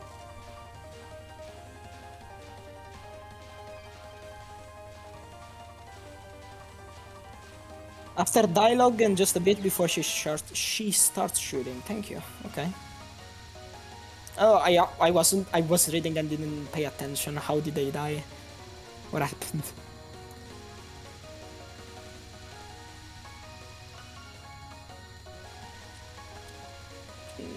I feel like that it wasn't supposed to be that close there, but they managed it. Totally fine.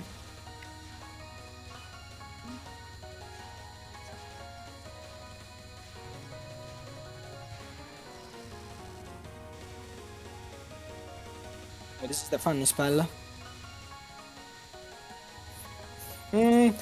I'm like 99% sure you aren't even needed to spin around Suwako another time like that. I'm pretty sure that if you place yourself on F feet, you should be safe every time. Or maybe it's not 100% guaranteed to be always safe, but like I never die to it. But still, apparently spinning doesn't really lose anything, so might as well. I guess. Probably feels safer for them. There's another funny spell. Oh, that's unfortunate.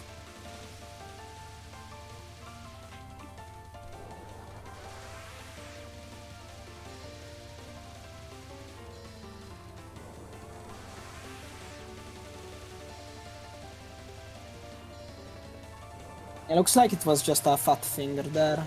Looks like they were moving totally fine now after the death.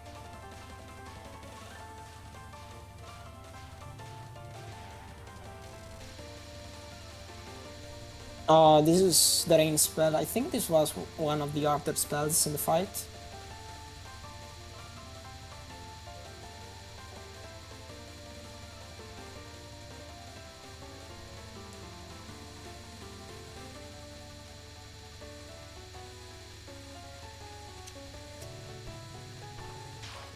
Pretty good. The shower.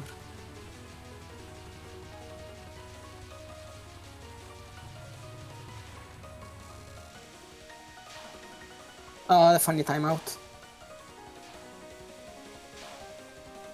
Okay, that's an interesting way to do the very beginning. I've never seen it done like that. But it does. It does work out eventually. Yeah. I think when they are making Suwako move left, it was a bit too high, but I don't think it matters too much. However, this looks pretty good.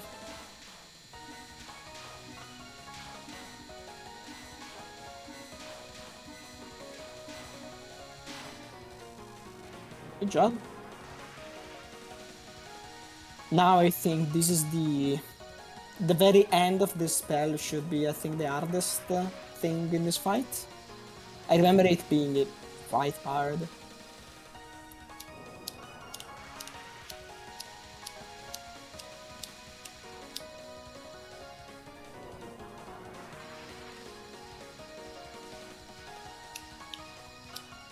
If I remember correctly, at one point, very late into the spell, the aimed thingies and the random thingies start getting, like, mixed. And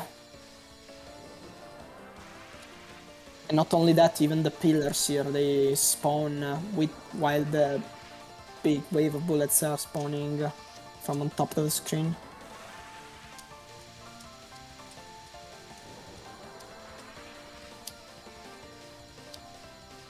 I actually did this spell in real life. Did you? No. Actual rain dodging.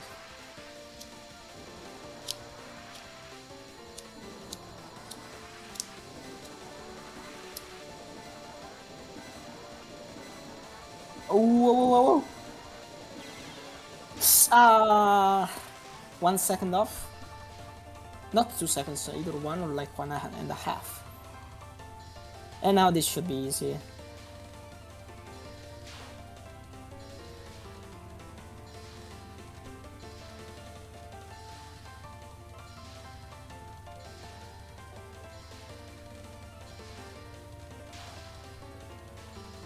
Oh, this has more health than I remember. Than I remember.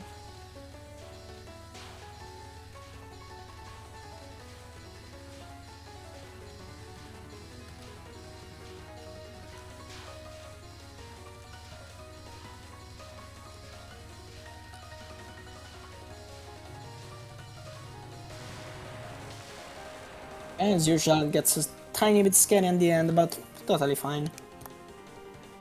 Hey, XNB with one bomb, yeah, sure, 1 life left. Good. Yes. Could have been 0 lives. It's Yes. a 1 life. Good job. Yes, 1 bomb left in Moth. Yeah. Okay. Totally 1 bomb left. And with that, I will have to go now. Okay. See ya. Bye bye. It was good to keep you company. See ya, guys. Alright. Next up we got POV.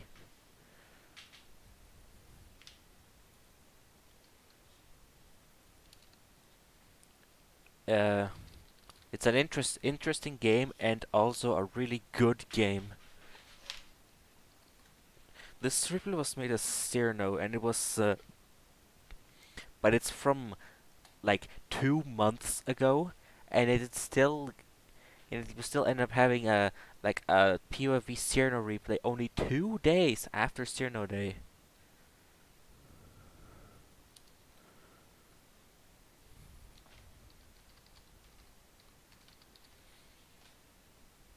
See POV.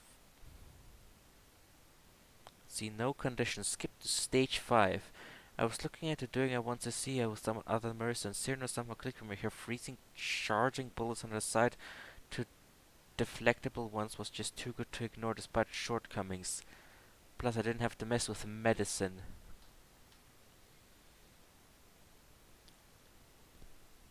Alright. Let's get the game started. TH09 UD4172.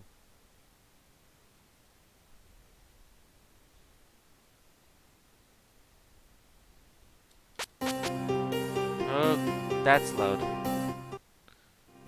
I never set my volume in that game. Let's see, skip to stage 5.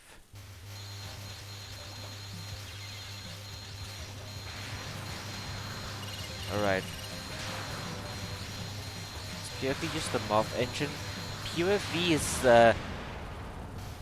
PFV doesn't have any of the new technology that MOV has in it. And it's also DirectX uses DirectX 8.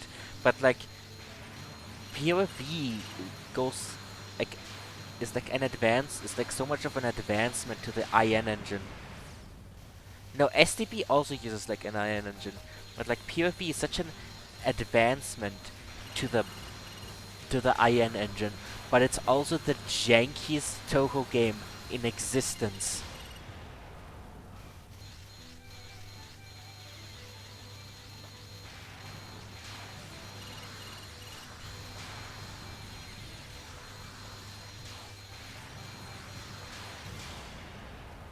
So skip 2 stage 5? I think it said skip 2 stage 5. Yeah.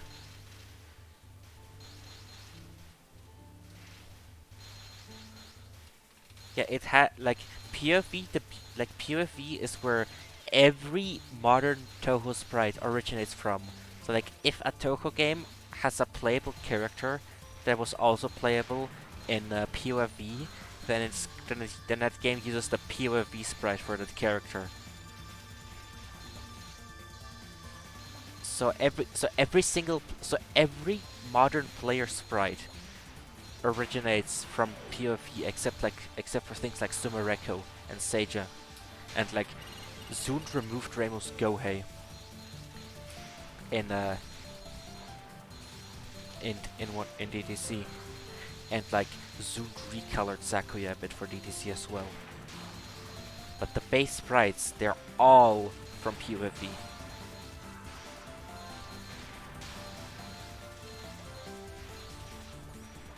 And that hasn't changed since PoV came out, which is like over 10 years ago at this point. So like, about PoV itself, it's a Phantasmagoria game. So you have two players, you have a CPU, and you have yourself, and you have these random small bullets that you can cancel, and when you cancel a small bullet, it goes onto the other person's screen. And you can cancel bullets either with the shockwave from killing an enemy, or by using like a charge, like a level 2 charge at least. But level 3 and level 4 also work.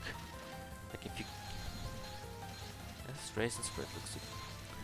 Yeah, I guess Zoon just made it look good, and then he reused it for LOL-K because he could.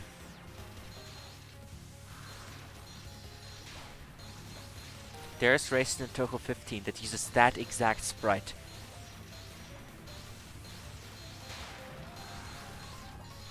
So like, and also if you kill enemies, you also gain charge, and then you can use charge with a level 2 attack, or level 3 and level 4. You can use charge attack by holding Shift and Z, and then to charge up and then use it, but you can also press X to use all of the charge you have to make the best charge attack that you could do, and then your charge goes down to 0. And you can't even do the level 1 charge, which costs nothing and is just like a laser or like a few shards, but it's like just a charged up main shot. You also have spell points. If you kill things, you build up spell points, and if you stop killing things for long enough, you release the spell points, and it shows up as a boss on the other person's screen. But you can also do a charge 4, which also sends a boss to the other person's screen. And another thing is, there can only be one boss across both screens at a time. So if you release your spell points while a boss is on your screen, or if you do a charge 4 while a boss is on your screen, a boss appears on the other screen and the boss on your screen just disappears without you having to kill it. There's also Lily White, which is like a boss, but not really. And which is like a stage enemy and like a boss, but not really any of them. And you have these spirits. If a spirit gets into your scope, which is the red thing, then it changes, and then it doesn't fly in its path anymore, and it just goes up, and then you can also shoot it down more easily. Scope also has Scope can also do other things, I think, but I'm not really sure about them. I think that the way the CPU works is much more exciting when it comes to POV mechanics. Oh yeah, uh, level 2. If you use a level 2, then bullets of any type around you, like small pellets or like larger bullets, they will all get cancelled. And I think you also get a bit of iframes. The radius is actually pretty large, and they get sent to the other side. So you wanna do level 2 charges because they cancel bullets and it also doesn't cost a lot. And the thing about the AI is that the AI is just programmed in the simplest possible way so that it can dodge any pattern of bullets ever. And then there's a timer where once the timer runs out, the AI will commit suicide and run into the first bullet. So like there's no point in giving the AI hard patterns to dodge. You just have to survive yourself with like level 2s and dodging and killing enemies and just wait for the AI's timer to run out so that it gets hit. As for how the AI uses charge attacks, the AI will pick a random number from 1 to 4, and then that's the charge attack it will use. It will wait until it has enough charge for that charge attack, and then it will use the charge attack. And when it uses this charge attack, it will again generate a random number from 1 to 4, and that's the next charge attack it uses. So like that's why there's no pattern as to what kind of charge attacks the AI uses. The TH09 tools in THPreg have a slider that can just change that. Just change the next what charge attack the CPU is gonna use next.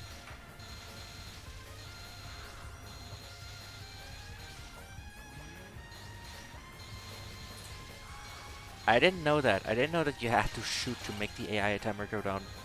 So I guess you wanna shoot all the time in that case.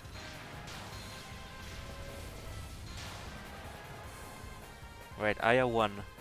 But that's the cool thing about being the protagonist of your game. Uh, you have like multiple lives, so you can take multiple attempts. So like the AI has to win against you multiple times, but you only have to win once. Also, another funny thing about Cyrno's story in particular that has nothing to do with gameplay or technical mechanics is that Cyrno has an existential crisis in Cyrno's story. And then Aya gets Cyrno out of her existential crisis, which I guess is like a good person thing, but but she only does it because she wants Cyrno to be acting like a dumbass so she can report about it. Because that gives her clicks.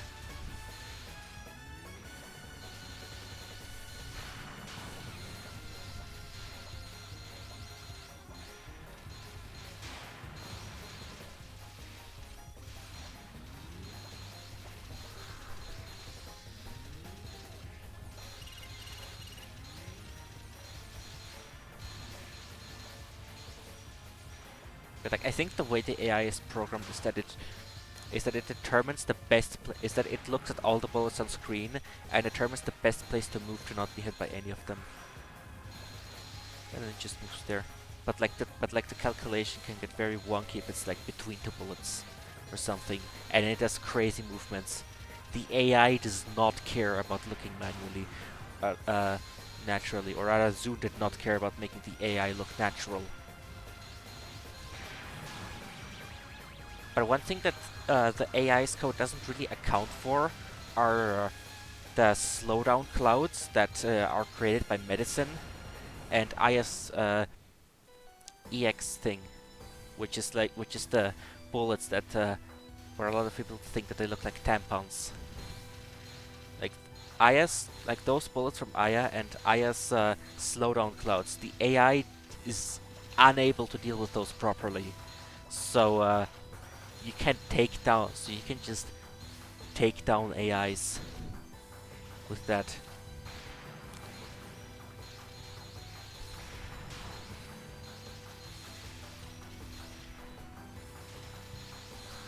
I think Soon literally forgot about them. Yeah, you see how yeah, did you see how Yuka just changed direction every other frame there?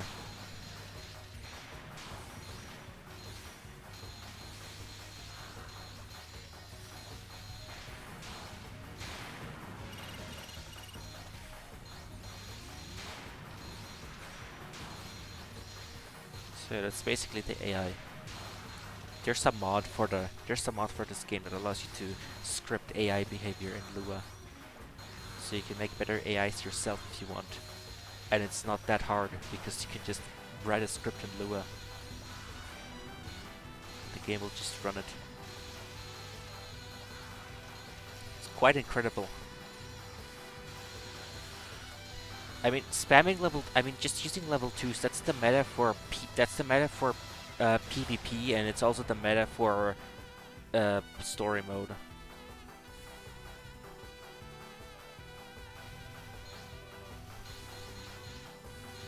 It's just the meta in this game.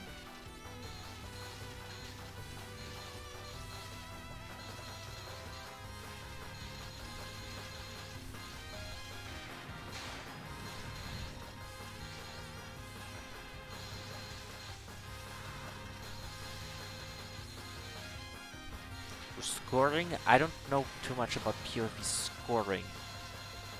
I only play, I played PvP survival a bit, and I participated in some PvP tournaments, but I don't know how scoring this game looks like.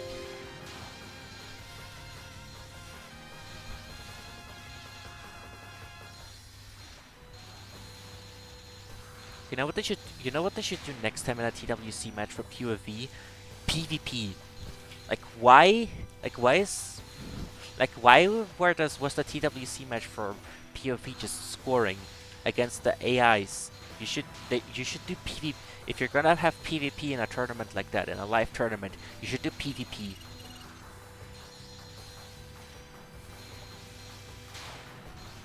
Ping. Okay. Okay, if both of your players are like from the same region, or one of them has really good internet, or both of them, then you should do PvP.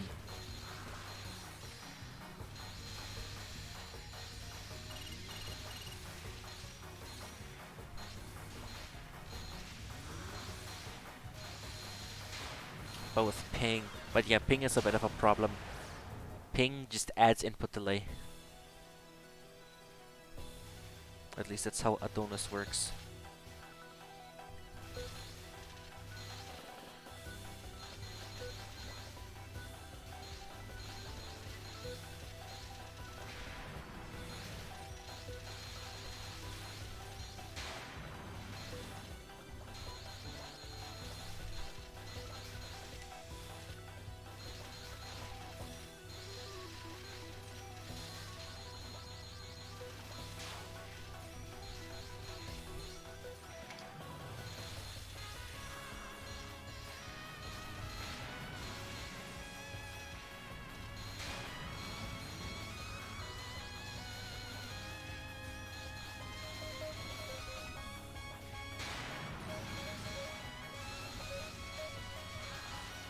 You know, I should add a feature to THPrex TH9 support that allows just adding frames of input lag.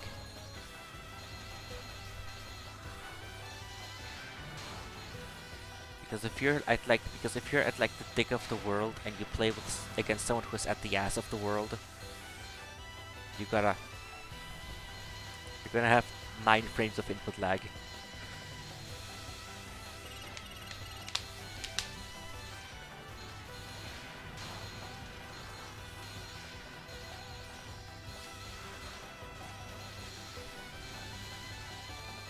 Hot dog time. Okay, so like I disconnected from chat, so like I didn't see a few of the chat messages, but yeah, PvP wouldn't work if you have 3 players. But I think the last TWC match only had 2 players anyways. And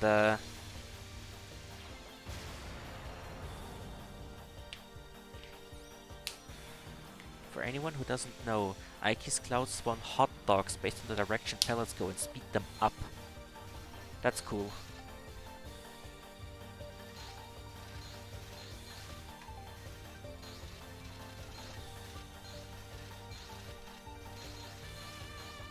POV scoring had 3 players. They were able to get 3 players for that. Wow. Okay, but then you can take the 2 of them that live the closest to each other and pin them against each other in a bit of a PvP match.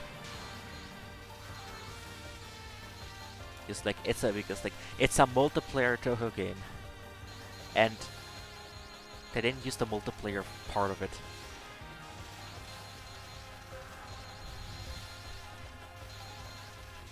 Okay, but the one thing I do know about PoV scoring is that once you get the mechanics down, it's just all execution. There's not really anything you can specifically practice for.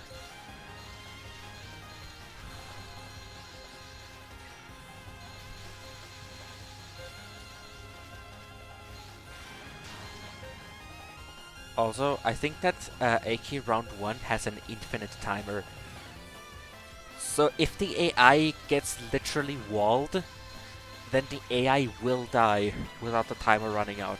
And I'm not sure what effect it has on the AI, but AK round 1 can only be defeated like that. Yeah, you might as well have it as a bonus match or something. Or as part of the bonus matches.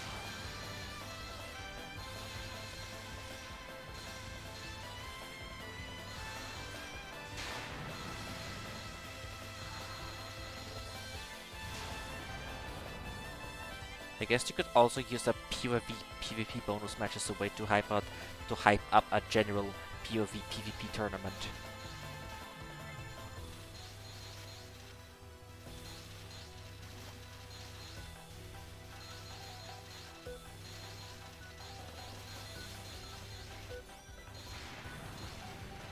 Yeah, if you're fast enough, you can phase through the walls. But the thing is, I'm not sure if Zoon's AI code can account for the fact that being fast enough lets you phase through walls. Like I think Zoon's AI code treats the ball as a solid barrier that cannot be passed through, because not writing the code like that would make it more complicated, I think.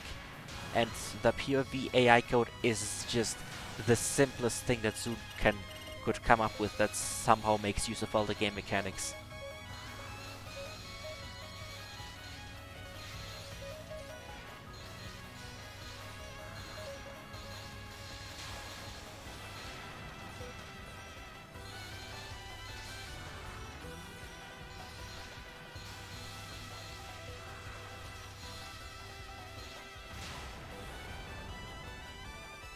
Okay, last round. This is guaranteed to clear. But also, the more rounds you lose, the weaker the Aiki AI becomes. Score extents. I don't know anything about score extents in this game.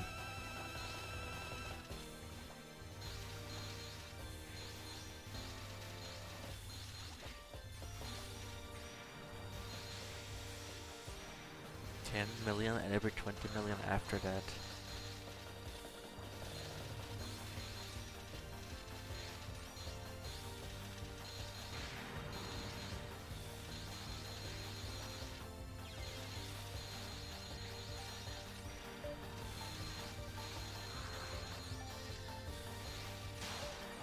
So 90 million is the final extent. Well, if you can get more than 90 million points, then I guess you get another one.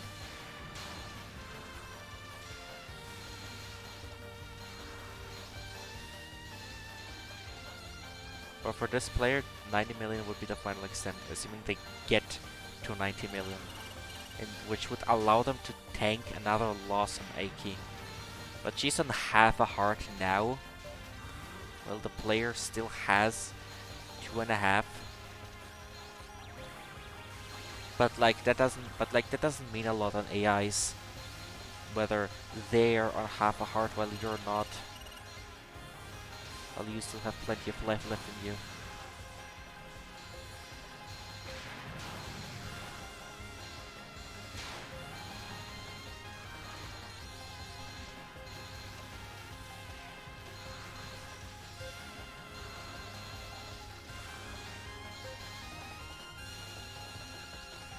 2 lives. Start with 2 lives and 7 is the max, but you need 2 to save a replay.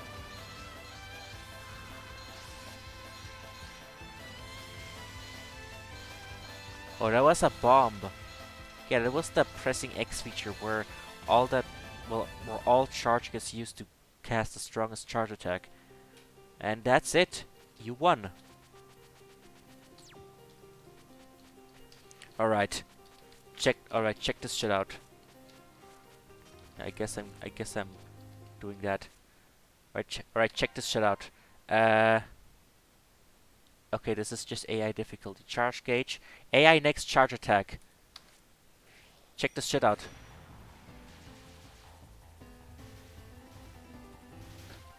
No, that's charge gauge. Now I set it to 2. Right. Another level 2. Now if I set it to 2 again, another level 2. Now if I set this to 3 and then go all the way up, level 3. Now if I set this to 2, level 2. So it literally just rolls a random number. I just wanted to demonstrate that. You mean for like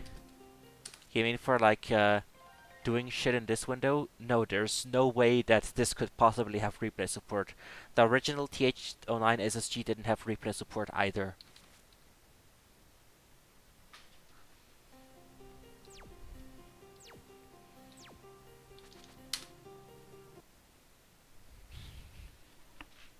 Alright, one left. SA. Player.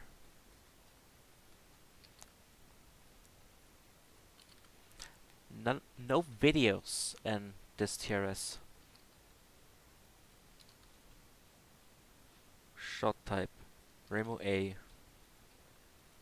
And no special conditions, so this is also just an ordinary hard one to see.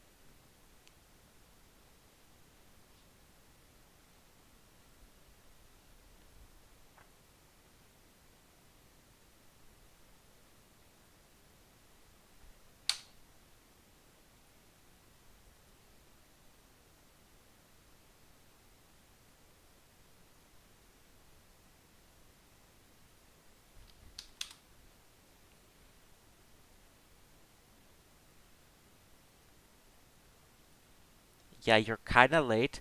This is the final replay of this TRS.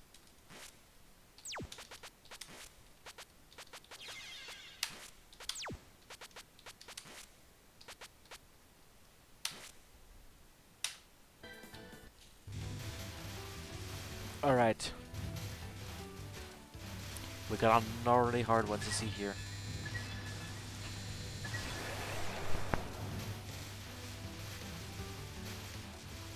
Yeah, that's what the VOD is for. I never watch VODs. Like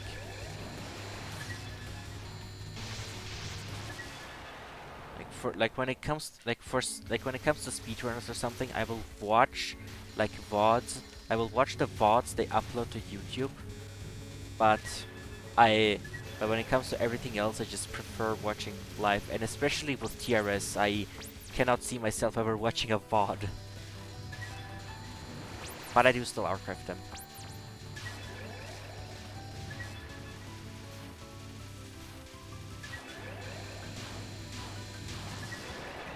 I mean, maybe. I wasn't paying attention, but it's just, you get your power back. You can only have 4 maximum anyways. So that kinda makes bombs just free of cost. Free as in free beer. Yeah, I wanna show this. That's what default skips as show stage 3 boss.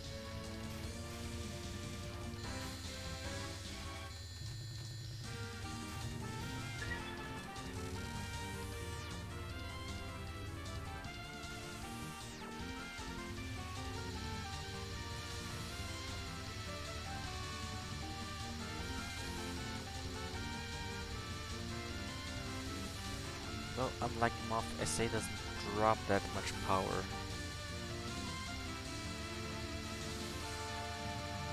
Yeah, SA isn't quite. Yeah, SA isn't quite UM. You get to have full power in SA, even if you die a single time or use your bombs.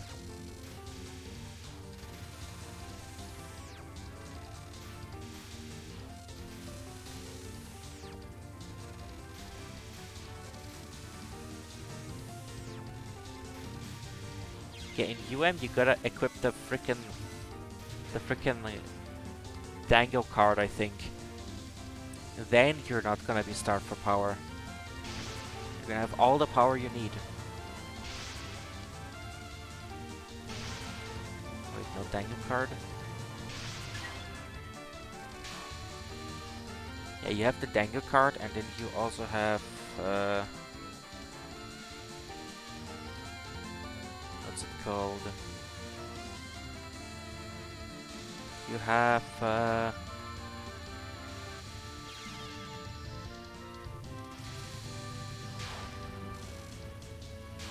can't find it.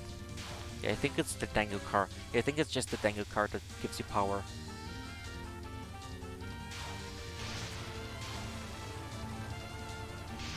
I think this player gets it. This player gets it. Bombs come free of cost. Well, bombs just come free of charge in this game.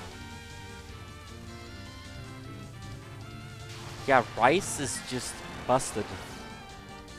You get power every time you use it, and also you get to cancel a little bit of bullets around you. And it has it, and it's like an active card where every time you use it, you get power. And but the cooldown timer isn't that great, isn't that big.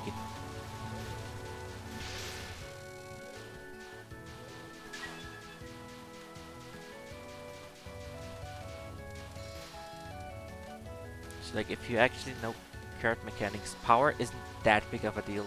But if you're one of those no card players, then you might as well play League of Legends.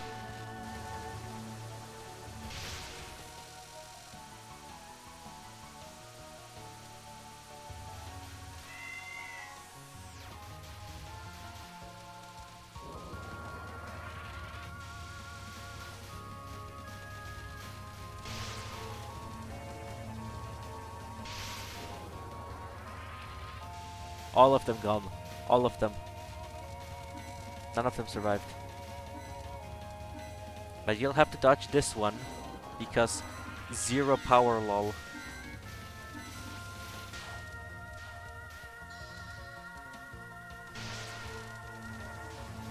I think this entire stage section is purely static. But also some enemies, they just give you 1 power, so you can just use the bomb and get your power back. So that's like bombing being literally free of charge in the most literal sense possible.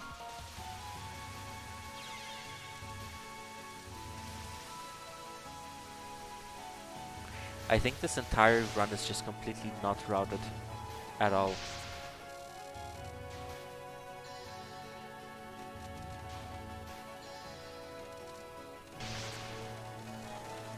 You know, this game isn't as bad as MoF with its bomb liberalism, though. Because in MoF you can get up to 5 power, but the 5th level of power is completely irrelevant. It's just for the bomb system, and you get a lot of power.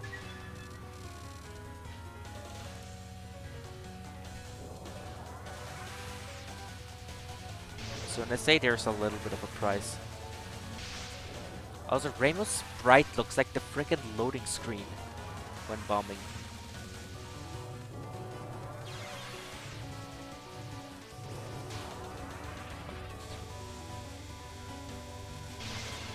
But there's also Rainbow C, which has this bi-directional shot where one of the direction already deals decent damage, and if you use a bomb, then the direction that gets power taken from it is the one behind you. So the first bomb, so like 3 and 4 power are the same when it comes to shooting a single target, like a boss. So people like Rainbow Sea for 1cc.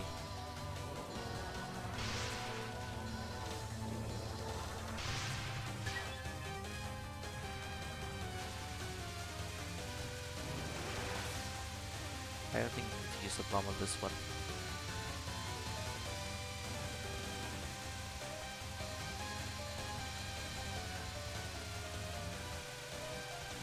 No, I think this player just went into the game not knowing anything about it and just used the power bomb to get through the game and tanked a bunch and then made it. Because this run looks like there's... Okay. They knew about the safe spot. But like aside from using a bomb to get into the safe spot, there's no routes in this entire run at all.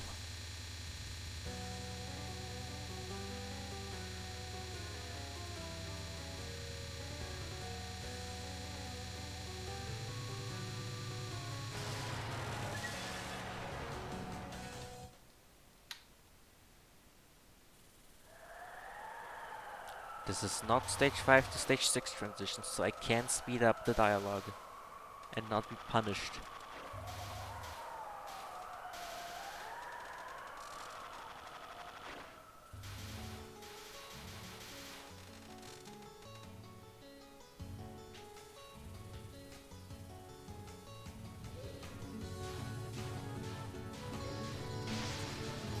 Yeah, that's the one. I think that's the one thing about the game that they know.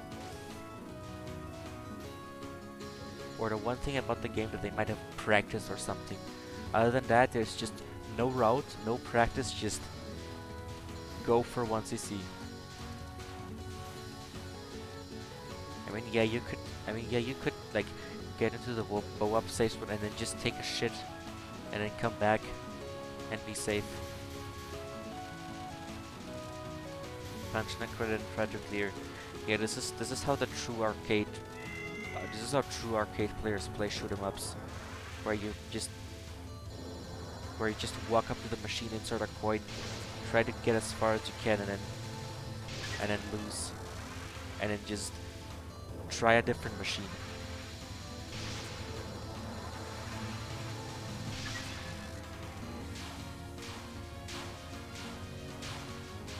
I played arcade shmups, but I never played arcade shmups at an arcade.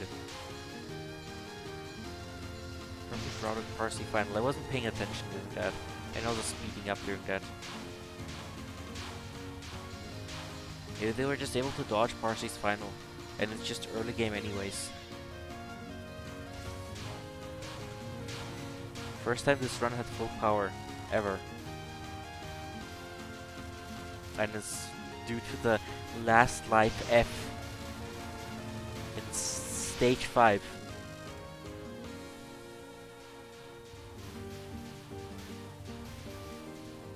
Yeah, no time down. Full popcorn madness.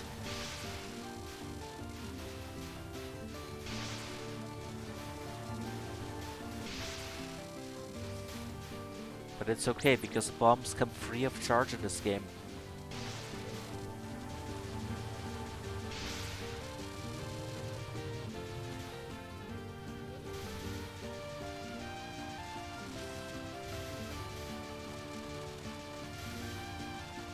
You do not have to pay rent in order to receive bombs. We're gonna see a lot of popcorn. I'm already past the popcorn section.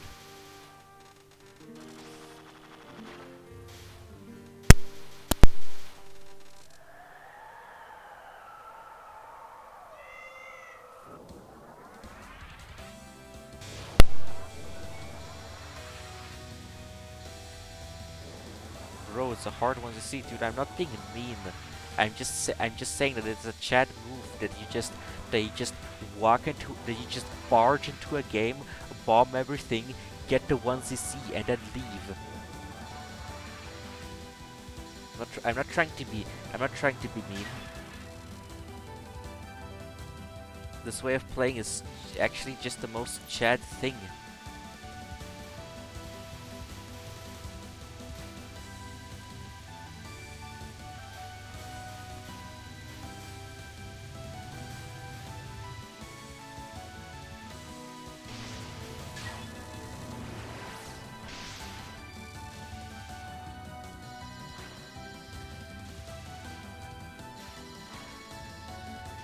Calling a bomb on zombie fairy. Okay, I'm reading that as the non right after that has been captured. Dude, what kind of stream delay do I have? No, of course they don't know the optimal DPS. That's the chat, that's like part of the chat part of this run. Just barge into the game and clear. This is how the real ones play. Any shmup ever.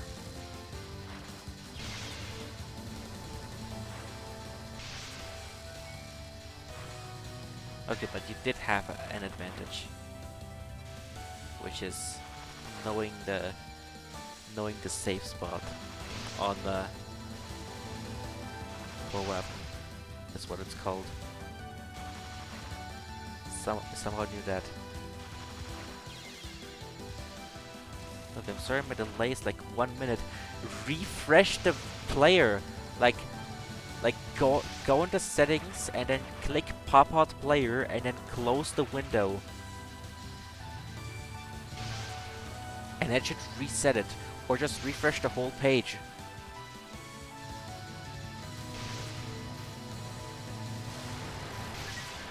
My brother in Christ, it's not that hard to just to refresh and undo your delay. And you'd skip the entire Orin fight. Okay, then do it at the start of stage 6, which is like now, for me.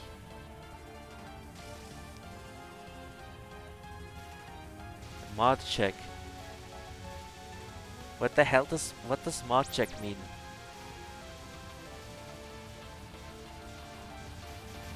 Like just trying to see if there are mods in chat. Yeah, there's some mod in chat. It's me, dumbass.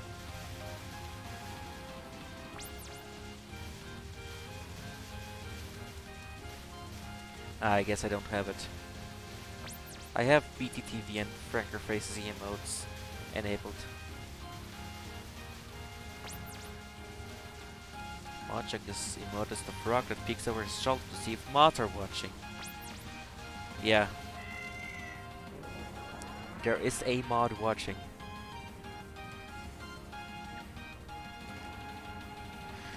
Like, nope, like, this is a true solo TRS. There's not a single person with a mod badge in this chat. And also not a single other commentator. Except for 3 runs. One of them was the box score run, which was pretty good.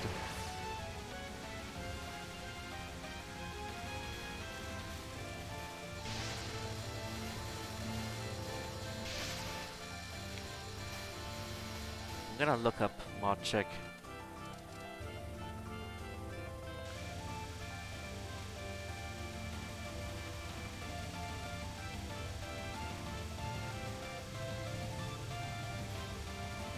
Right, mod check on better TTV. Dude, that's a fish. Dude, that's not a frog. That's a fish. Frogs don't exist in SpongeBob. I think they don't exist in SpongeBob.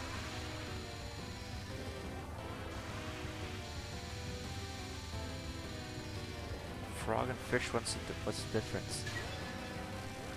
I mean, a fish can survive on land, but a frog can live on land. And only needs to go into water occasionally. But everyone needs to drink water. Even the desert animals have to drink water sometimes.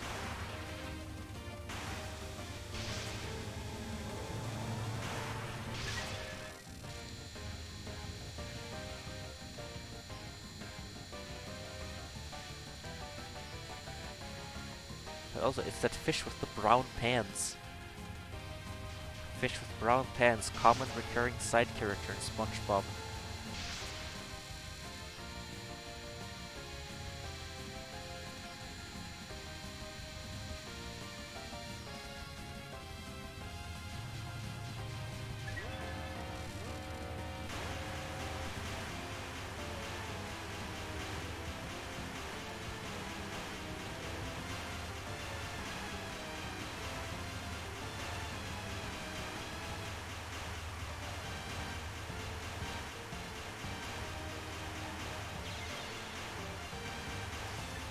Okay, that was unfortunate.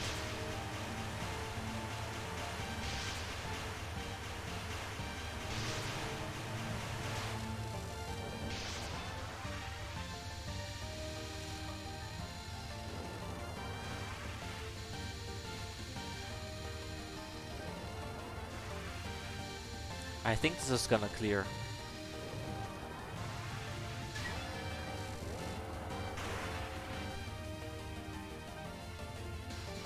Okay, you dropped a life piece. It's not gonna clear anymore.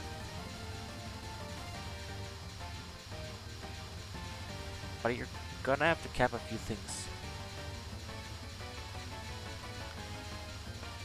Okay, maybe this player does know say a little bit.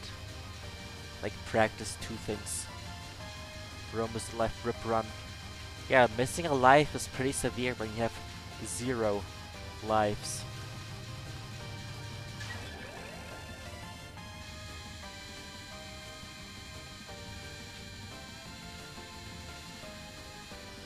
Cap this, survive this non.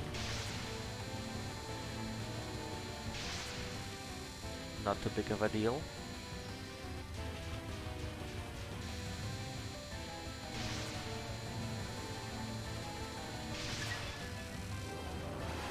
Okay. Life. Life.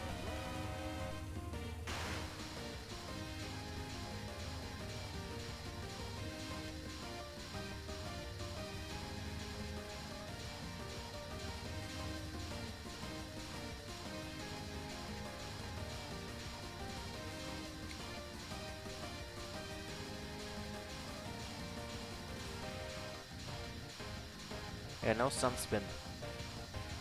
Okay, I think this person just knows about the bow-up safe spot and then did 3 credits, and this is the one that won. This is my theory now.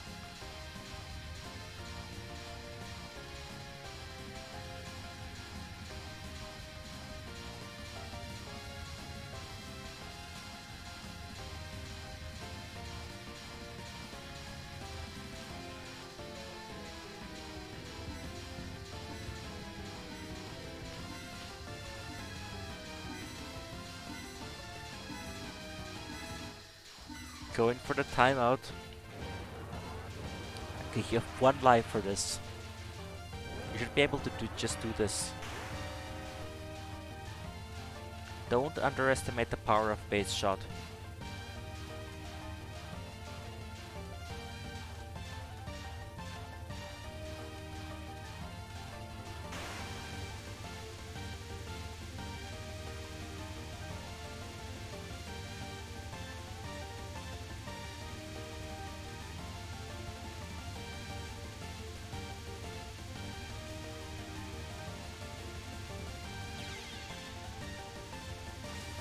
Okay, now you have bombs.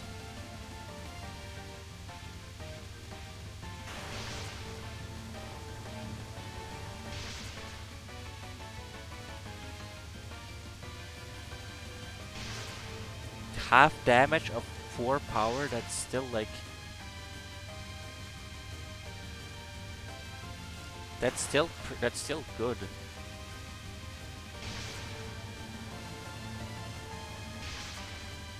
Like if just the base shot is half the power of the entire shot at full power, like if you're at full power and half the damage is the base shot, then wow, don't underestimate base shot.